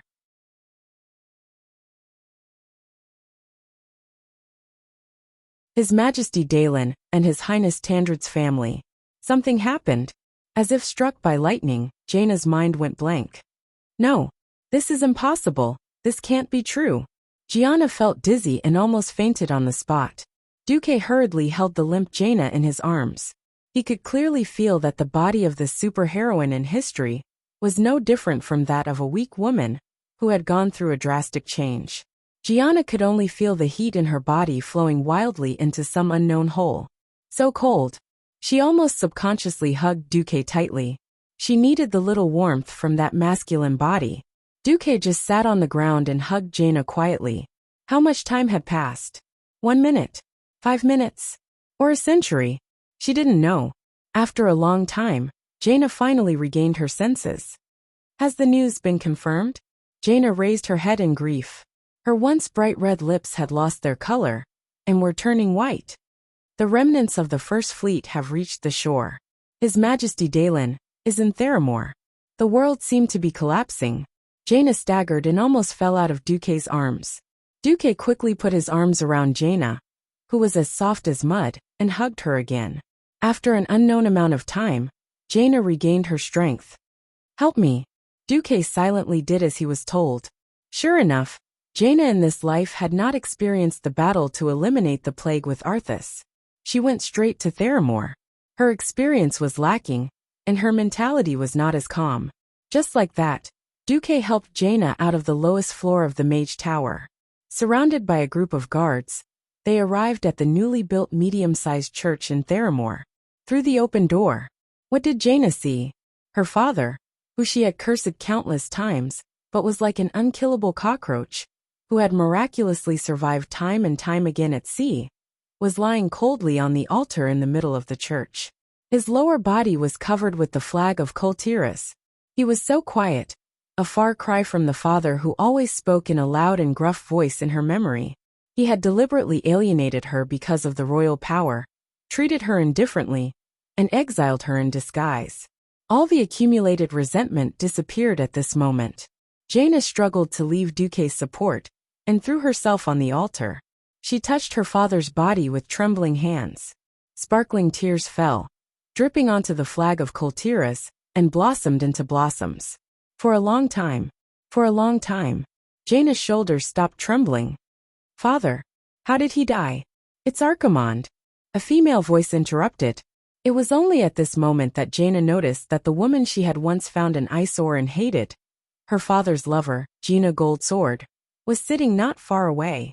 Jaina bit her lip hard, and red blood seeped out from the corner of her mouth. Continue. A week ago, Dalen and I, along with Kultira's First Fleet, were on the opposite side of the North Stream coast. It was about 500 nautical miles away, and we were cleaning up the ghost ships floating on the sea full of undead. Then Archimonde suddenly appeared from the bottom of the sea. There were no signs at all. He was like a mountain rising from the bottom of the sea, and he directly cut the entire B squadron in half. Gina Goldsword's face was also filled with unconcealable sorrow. As she spoke, there was even a priest treating a terrible wound on her abdomen. Dalen tried to rush over and delay Archimonde so that more people could escape, but Archimonde just pointed his finger, and a black light shot out from his hand and hit Dalen. "What were you doing?" Jaina was furious. Duque stopped her and shook his head.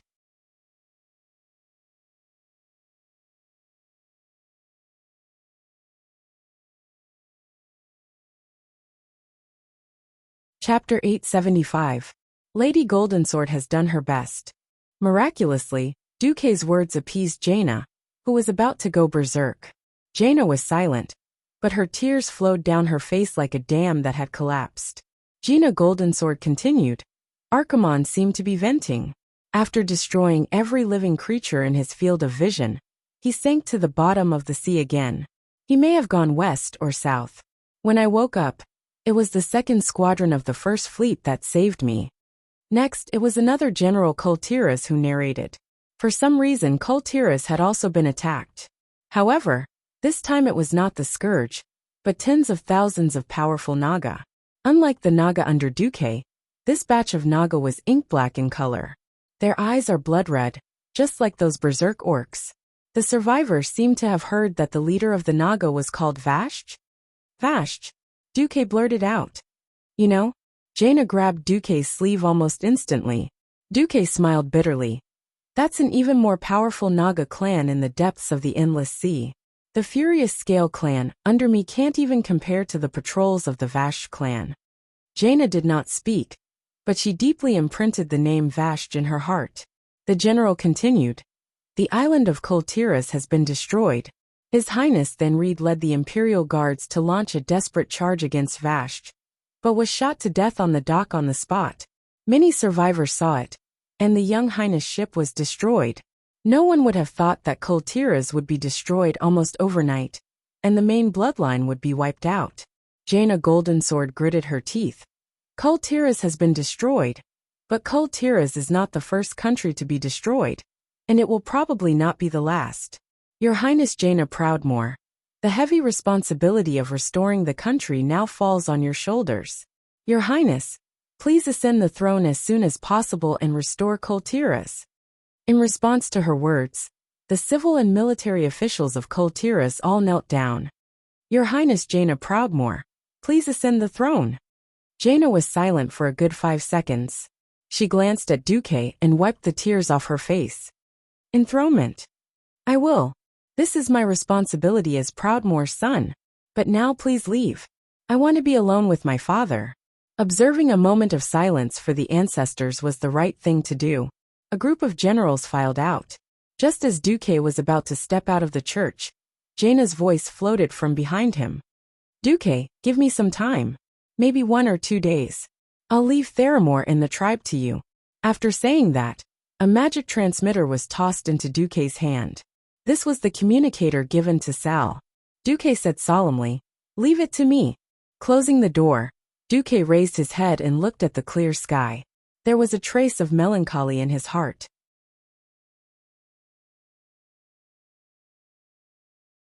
The threat of fate had clearly seemed to have returned, but something like this happened at a time when he didn't expect it to. He didn't know if fate had been messed up by him, or if fate itself didn't listen to him and changed the direction of the future.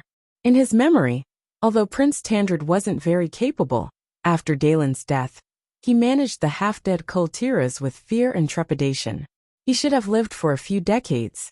But now Tandred was dead. Jaina, who had been the uncrowned queen of Theramore, had been homeless for the rest of her life. But now, she was about to become the queen of Kultiras. It could only be said that fate was a strange thing. Duque suddenly realized that if he blindly looked at the future according to the original history, he would probably fail miserably. It seemed like there was no need to wait for the tribe to die. The death of a king was definitely a major event.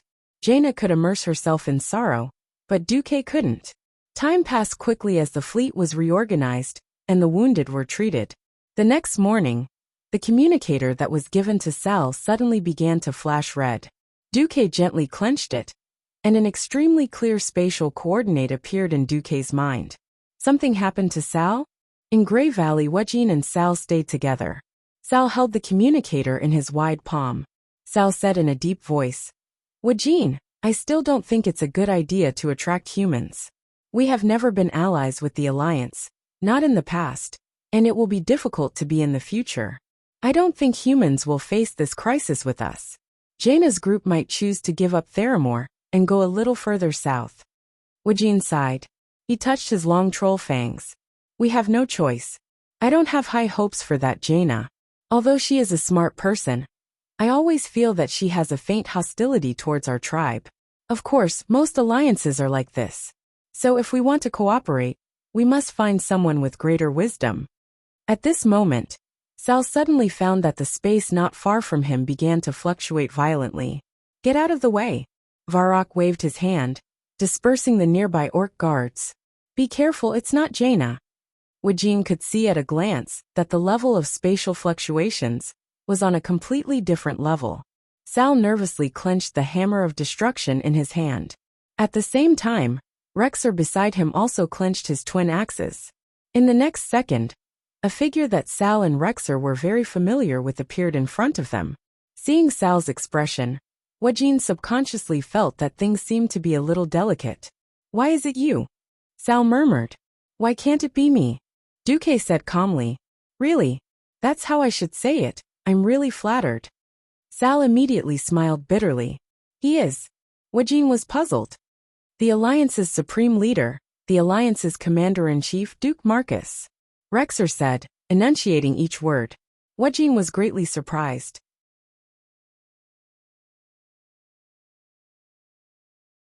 Duque actually came in person? Why is this happening? The Alliance has suffered a heavy blow again. Not long ago, His Majesty Dalen Proudmoore passed away. Her Highness Jaina has to deal with the aftermath. It seemed like a light sentence, but it did not make Sal feel happy because of the damage the Alliance had suffered. Instead, it made Sal's heart even more heavy. That powerful alliance, the alliance that defeated the previously incomparably powerful tribes, actually collapsed to this point. Even a monster like Duque could not stop the collapse of the situation. How terrifying was the Scourge army? Sal's heart trembled.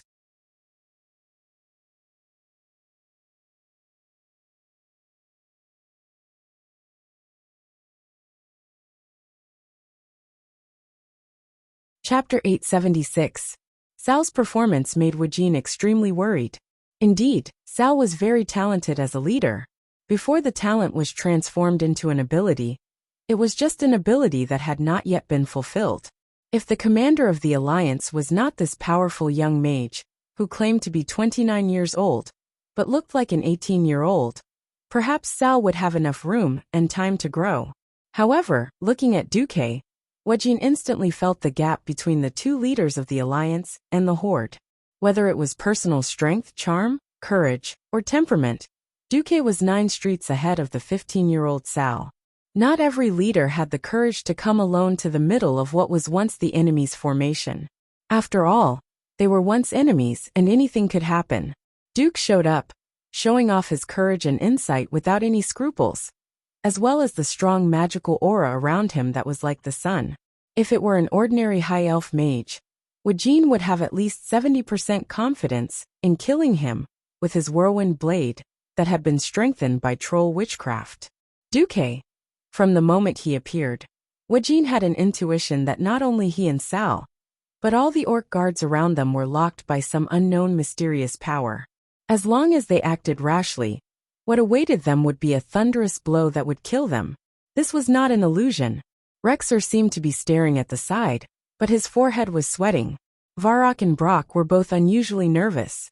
Only Sal, his intuition sensed something else. Duque had no malicious intentions, at least not now, and Duque had a way to solve the problem. He still remembered what Orgrim had said before his death. Duke Marcus is the most terrifying enemy. You will never know whether or not you are dancing in the palm of his hand, even if you plan a 2-step, 3-step, or even 10-step scheme. Orgrim also said, but he is also a kind and abides by a certain creed.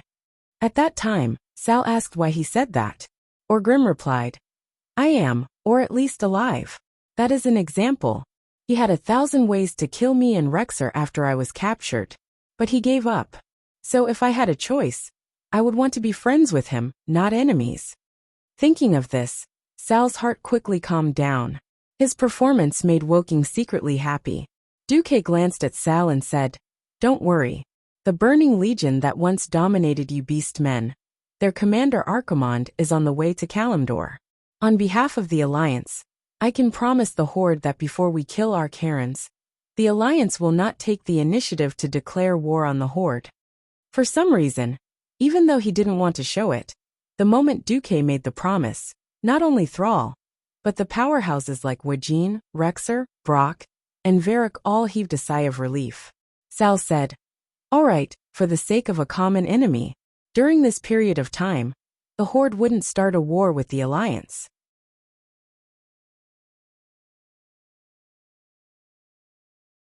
Duke Marcus, you have the promise of the current tribal chief. A huge green fist gently bumped into a seemingly small human male fist in midair. Sal turned his head. "All right, now let's discuss this. He can't be considered our common enemy." Duque refuted Sal, and looked at the huge remains at the scene. It could be seen that this was a very powerful creature when it was alive. His upper body was like a night elf, but his lower body was like a stag. He was more than 3 meters tall, and was supported by 4 hoofed legs. His turbid eyes were golden, and his moss-like long hair fell straight to his shoulders. There were leaves and twigs on his hair and beard. There were also 2 large and prominent antlers on his head, which made his more than 3 meters tall body even taller. But he was now dead. The clear axe marks on his body, and the ominous energy, that was full of a crazy bloody aura, around the wound told everyone who the murderer was. Gromhel's roar. "Who is he?" Sal asked a question he had wanted to ask for a long time. Beastmen were typical outsiders, and it was Wajin's first time coming to Kalimdor. As for the history of Kalimdor, the Horde could only be confused. Duque sighed. "What if I told you that Grom, who had fallen into a state of madness, actually killed Cenarius, the forest demigod worshipped by the Night Elves and many Tauren druids? What would you do?" Sal took a deep breath. He could not imagine how the Horde's new friends, the Tauren race, would treat them. Cenarius, the demigod, had lived since the ancient times, and since the beginning of the ancient war, he had been working hard to restore the damage to the earth. He constantly used his demigod power to create forests and amber, and was also the nature demigod worshipped by the Night Elves and Tauren. 10,000 years ago, when the High Elves of Azhara opened the gate to Azeroth for the Burning Legion, Cenarius gathered the ancient guardian wild boar Agamagan, the bear brothers Uzer and Usoc, the white deer Malorn, the storm crow Arvina, and other immortals to fight against the Burning Legion's Doom Guards, Demon Guards, and Eridar wizards. Most of the ancient guardians died, and Cenarius survived under the protection of his father, the white deer. However, he was targeted by the Lord of the Abyss, Manoroth, who wanted to take revenge on Cenarius for the failure of the first invasion. So he died. More accurately, he died because of the demon's schemes. The orcs' need to build houses and cities led to the orcs cutting trees in the mountains, which easily angered the Night Elves. The Night Elves used their unparalleled forest warfare to force the Warsong orcs into a corner. At this time, Manoroth only needed to secretly lead the orcs to a spring that had dripped a drop of his high-tier demon blood. In order to survive, Grom and his tribesmen easily drank the demon blood again, and became berserk fell orcs. Then the tragedy happened naturally.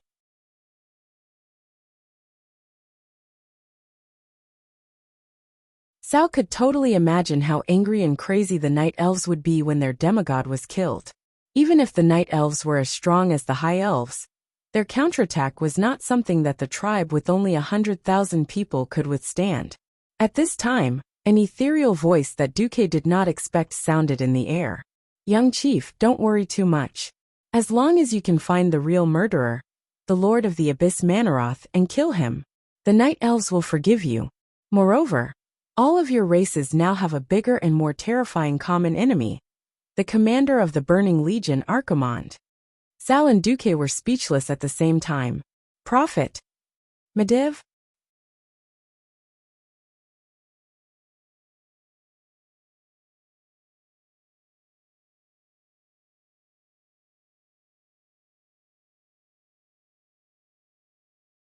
Chapter 877.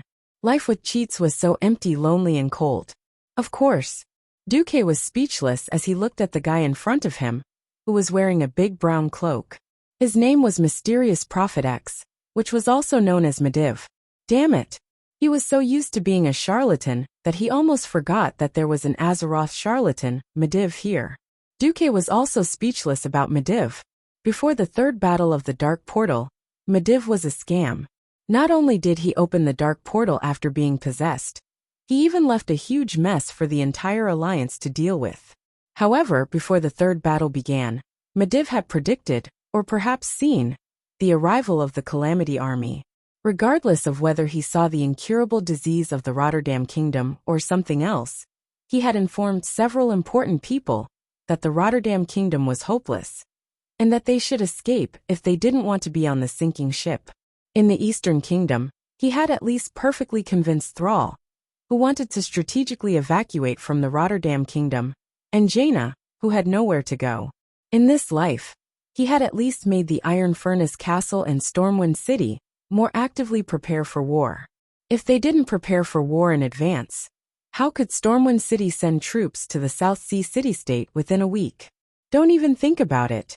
Even though Duque had promoted the development of a lot of advanced technology, such as railway transportation, it would take at least 2 weeks to gather the food needed for the army. However, since Mediv was such a charlatan, why didn't he think of a way to hide a few paladins in the Rotterdam Kingdom when the Fool returned to the Rotterdam Kingdom? At that time, Second Fool had not completely fallen. With his half-baked Death Knight skills, if Uther, Mograine, Sidan, and the other macho men were all there, it would be a group of holy knights surrounding Arthas, and using holy light small hammers to hammer his chest. Even if the Fool had F-cup chest muscles, he would still be hammered to an A-dash. On the other hand, Duque was convinced by Medivh's ability to persuade the Night Elves, Orcs, and humans to join forces. The appearance of the Mediv stunned the people of the tribe. Then Sal took the lead. They all punched their chests and bowed. "Greetings, Prophet." Duque was speechless at the formality of their etiquette. It was understandable. To the tribe, Mediv was definitely a great benefactor. Without Medivh's reminder, the Horde might not have risen up so quickly. If it was too late, the Horde would have been devoured by the Calamity Army, or they would have been used as cannon fodder by the Alliance. The Orc Slave Legion would have been forced to fight against the sea of zombies. How could it compare to jumping out of the Alliance's traditional sphere of influence and opening a new city in a new continent?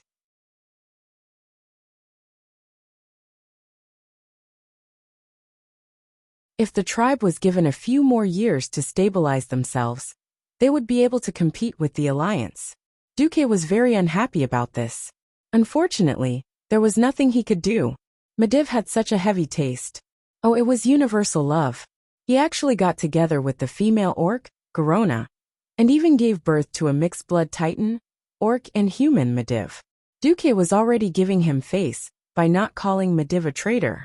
Alright, whether or not a traitor was a traitor would be up to the later generations of historians to judge. Duque couldn't care less. He couldn't split the Burning Legion when they were facing a great enemy. Seeing Mediv, Duque also bowed. "Ah, Duque. Seeing you again. I'm sure both of us have complicated feelings." Mediv sighed. Once upon a time, Duque was just a small magic apprentice.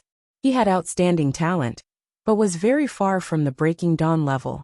Duque was so close to becoming Medivh's disciple. Although he didn't know if that was a blessing or a curse. The last time they met, he was already on the verge of death. Apart from some important instructions, he didn't say anything else. Who knew that after 15 years, the brat from back then would become the pillar of the Alliance today? Mediv walked over and sighed again. "Duque, you did well. I'm very pleased. If the Alliance didn't have you, the situation would be 100 times worse. But I think that since you sent an emissary to warn the Night Elves, you should agree with my plan to unite the Night Elves, the Alliance, and the Horde to deal with the most powerful and terrifying enemy, the Archaerans." Duque shrugged. "With you there, I feel that sending Ronan was unnecessary." Mediv shook his head. "No, with the Alliance's emissary as proof, as well as the magic fragments you sent Ronan, I managed to convince Tyron 3 days faster than I expected. With the Burning Legion able to reach Kalimdor at any time. Even an hour is precious, let alone a day. But even if the Night Elves don't pursue the matter of Grom killing Cenarius, the Horde won't abandon our compatriots. Sar's words were immediately echoed by the other beastmen. Yes, we beastmen won't abandon any of our compatriots. Lexa raised his axe. We won't sit by and watch as the Warsong tribe is destroyed, Varrock replied. Is there no way to save Grom? Brock and the other beastmen shouted. Medivh frowned. I can teach you a magic formation that can purify the demon blood in the Warsong beastmen. But I've already lost most of my magic, so Duque took the initiative. I'll set up the magic formation. Then what? Medivh looked at Sar, Duque and the others. We have to make sure that Grom isn't injured as much as possible. And it's best if he's conscious when he enters the magic formation. The more heavily injured he is, or if he's unconscious, the weaker his willpower will be. The more corrosive the demon blood will be to his soul and body.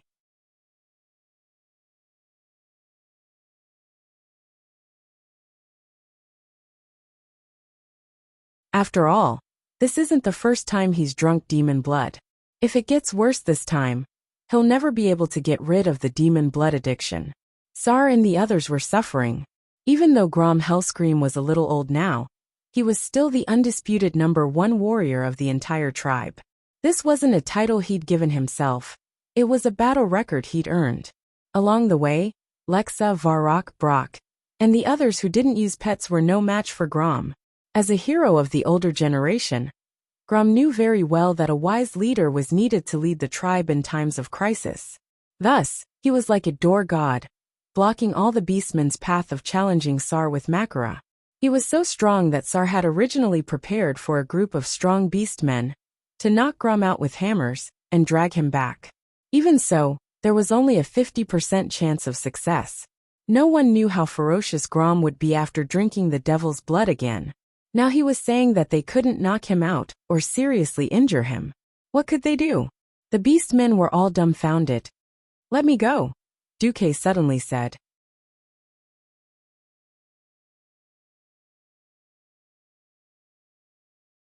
Chapter 878. The situation was very clear. It was not that the Horde would not act until they saw the rabbit, but that there was no way to deal with Manaroth. The orcs would always feel that someone was holding a dagger to their carotid artery. This was the second time that the orcs had been tricked into drinking demon blood. Moreover, Manaroth was the vanguard of the Burning Legion. If he was not dealt with, the army could not be assembled at all. Since they were going to save Lord Howlgrom anyway, it was better for Duque to be generous and let him handle it. As for the magic circle, the Horde was confused. At this point in time, the Horde had yet to establish contact with the shaman in their hometown. Even Sal himself was just a standard warrior, and he was not the powerful person who cultivated both magic and martial arts in the future. Duque easily found a magic node in Grey Valley, which was a moon well. He then released dozens of hands of magic and set up a dazzling magic circle. Seeing this scene, the Horde fell into silence. Wajin gently encouraged Sal. Don't be discouraged. The lifespan of humans is short, and a monstrous talent like Duque might not appear in 1,000 years. In other words, Sal was younger. At most, he could wait until Duque died. Then Sal would be able to make a name for himself. The alliance is too strong. The rise of the Horde depends on your decision, young chief. Sal nodded heavily. 50 meters away, a cross-shaped vein appeared on Duque's forehead. Although they were far apart, and Wajin deliberately spoke in the troll language that Sal could understand, the system elf's wide listening range and the ferocity of the translation software were too much for him to handle. Hey, if I say that I'm immortal if I don't die at the hands of the demon, will your Horde collectively jump into the sea and commit suicide? Yes, yes. Calm down, calm down. The magic circle did not require much effort. Rather than saying it was a magic circle, it was more like a simple exorcism circle. As long as there was enough Stratholme holy water and moon well, everything else was only auxiliary. The moon well was a good thing. As the name suggested, the moon well was inextricably linked to the well of eternity. It turned out that after the Well of Eternity exploded 10,000 years ago, the energy of the well water formed the Azeroth magic web that we are familiar with today, while some other scattered energy was scattered all over the world. Hence, the Night Elves rebuilt the scattered energy into the Moon Well to serve the Night Elves. Legend had it that the Moon Goddess slept in the Well of Eternity during the day. The Night Elves believed in the Moon Goddess, so they named the wells created by the scattered energy of the Well of Eternity as Moon Wells. As the purest energy liquid, as long as the Moon Well wasn't overly polluted, it would have a purifying effect. Duque still remembered the days when he used to purify devil cloth into moon cloth to earn some money in the game. Once everything was settled, Duque spent about an hour to catch up to Grom and his warsong beastmen under the guidance of Lex's scouts. He dismounted from the wyvern and looked into the distance. They had just attacked a night elf base, and the fell orcs were wildly destroying it. Duke Marcus, seeing that, they will also be participating in the upcoming war against the Burning Legion. Please try not to hurt them, Lexa said in a low, muffled voice. You don't have to tell me, I will. Duque walked toward the camp filled with flames and blood without looking back. On the other side, kill, kill, kill. Ow, ow, ow, ow. A dark green-skinned night elf hunter stared at the sky with grievances. She had died a long time ago. She and her compatriots had died here after failing to fend off the fell orcs with all their might. However, the fell orcs controlled by the devil's blood did not let them go. Even in death, the fell orcs continued to attack the corpses, as if they were going to chop their corpses into pieces. Suddenly, the sky and earth darkened. A cold wind that seemed to come out of nowhere instantly extinguished the fire here, causing every fell orc to shiver. A huge illusion of Duque, that was at least 15 meters tall, appeared at the entrance of the camp. A voice amplified by magic rang out. Seeing the figure of the human mage with his cloak fluttering in the wind, almost every fell orc's scarlet pupil shrank. Especially Grom's hellscream. Duque's familiar and hated face easily evoked memories buried in his heart. Duque held his hands flat, palms facing up, looking like a clergyman ready to hug a lost sheep. Of course, in the eyes of the fell orcs, this was an extremely disgusting scene. Duque spoke, and with every sentence, his huge illusion took a step forward. Who is it? Who foiled the Horde's plot to occupy Azeroth? Who is it? Let millions of Horde die in battle in another world, become bait in the sea, become rotten meat on the yellow soil? Who is it? Defeated the great chief Orgrim in your hearts, and turned him into a prisoner? Who is it? You were trapped in the wilderness for 13 years, and lived a miserable life, living in fear every single day? Who else? Let hundreds of thousands of your compatriots become slaves. Let the next generation of beastmen grow up in a cage? 5 questions, one sharper and more provocative than the last. Not to mention Grom's hellscream, and his warsong fell orcs in the camp. Even Rexer, who was watching this scene from afar, could not help but tremble with anger. Sure enough, in the next moment, Duque announced the answer himself. The one who defeated the Horde was me. The one who made millions of Horde warriors die in battle was me. The one who dealt with your former great chief Orgrim was me. The one who made you unable to own any land, and could only live in pain every day in fear of being besieged was me. The one who made the former warriors become human slaves was still me. At this point, the huge illusion of Duque showed an extremely evil smile that absolutely deserved a beating. Who am I? Am I not the great enemy of your Horde, Duke Marcus? Rexer, who was far away, knew that this was a type of provocation. He knew that Duque was now an ally of the Horde, but he just could not help but have the urge to hack Duque to death. If his clear-headed Horde was like this, how could the fell orcs, who were a little too hot-headed, endure it? Duque's illusion arrogantly swept his finger across the entire field. I am not targeting any of you. I am referring to all the fell orcs here. You are all trash. Not satisfied? Come and bite me?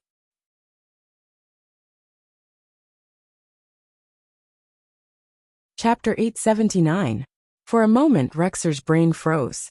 In his impression, Duque was always so calm and collected, with the demeanor of a great general, a great commander. He always used light commands to send a large number of orcs to hell. Whether it was the first and second battle of the Dark Portal, or the recent battle of the Dalajan, although the tribe had not figured it out before. How could they not think that Duque had deliberately given them heavy two-handed holy light weapons, and dragged the tribe down with him? His ability to include enemies and enemies, who were not his allies, made the higher-ups of every tribe tremble in fear. That was why Rexer had always subconsciously thought that Duque was the kind of sinister pretty boy that the humans talked about. When had he ever seen a Storm Duke and the commander of the Alliance act like such a ruffian? On the other hand, even though he knew that everything Duque said was the truth, Rexer was still furious. He knew that Duque was helping the tribe to provoke him and taunt him. Moreover, it was a group taunt. Even if he was angry, he could only swallow it. The pain of being implicated made Rexer grit his teeth, as if he had a toothache. Rexer and the clear-headed scouts were already so angry, let alone the half-crazed fell orcs. Duque was an enemy to begin with. Duque's words were also asking for a beating. Then what was there to think about? F***ck him. It was like a large bucket of ice water had been thrown into a pot of boiling oil. Including Grom, the fell orcs were completely enraged. A classic Loktar. The green tide formed by the fell orcs charged directly at the virtual image of Duque. Kill! Kill! Kill! Tear him apart. Kill Duke Marcus. The virtual image of Duque, who had just taunted them, turned around and ran without any heroic spirit. Running away after acting cool, how exciting! The scouts here had made a big mistake. There were not 5,000 fell orcs nearby, but nearly 10,000. Behind them were nearly 10,000 fell orcs with their weapons raised, madly chasing after Duque. In front of him was the incomparably bitter Rexer. Lexa had never imagined that the sound of close to 10,000 evil beastmen roaring at the same time would be so shocking. It actually scared the wyverns so much that they flew into the sky and refused to come down. According to the original plan, they would sit on the wyverns and flee, while letting Duque continue to release illusions to lure the violent guys on the ground. When Lexa finally managed to summon the wyvern, it was struck by Grom's flying axe, and there was nothing else to be done. The problem was that there were two pitiful figures, leading a group of guards, who had been driven out of the forest by the evil beastmen. Woking, Thrall. Lexa's eyes almost popped out. He immediately understood that Sal and Woking were still worried, and had secretly followed him. Lexa was just about to ask Duque to lead the fell orcs away, but Duque, that bastard, led all these fell orcs in Sal's direction. Even a young hero like Sal felt weak when he saw thousands of his fellow countrymen with red eyes and saliva dripping from between their fangs. They could not be killed or hit. As the saying goes, misfortune never comes alone. Suddenly, a rain of axes flew from behind. Unsurprisingly, the people were fine, but Sal's wolf and Woking's velociraptor fell at the same time. Lexa turned sideways and knocked away the flying axes that were thrown at him. Then he found that Duque was actually running elegantly while nimbly dodging all the flying axes. This movement was not at all like that of a weak mage. What are you looking at? Who said that mages can't exercise? Duque said righteously. Can't you just lead the fell orcs into a trap? Why let everyone take the risk? Lexa instinctively protected his great chieftain. Hey, Sal, isn't that your compatriot behind you? I'm just here to help. Duque waved at Sal. You can't expect a human to wholeheartedly save your fellow orcs, can you? Lexa's eyes darkened and he almost fainted. Heavens!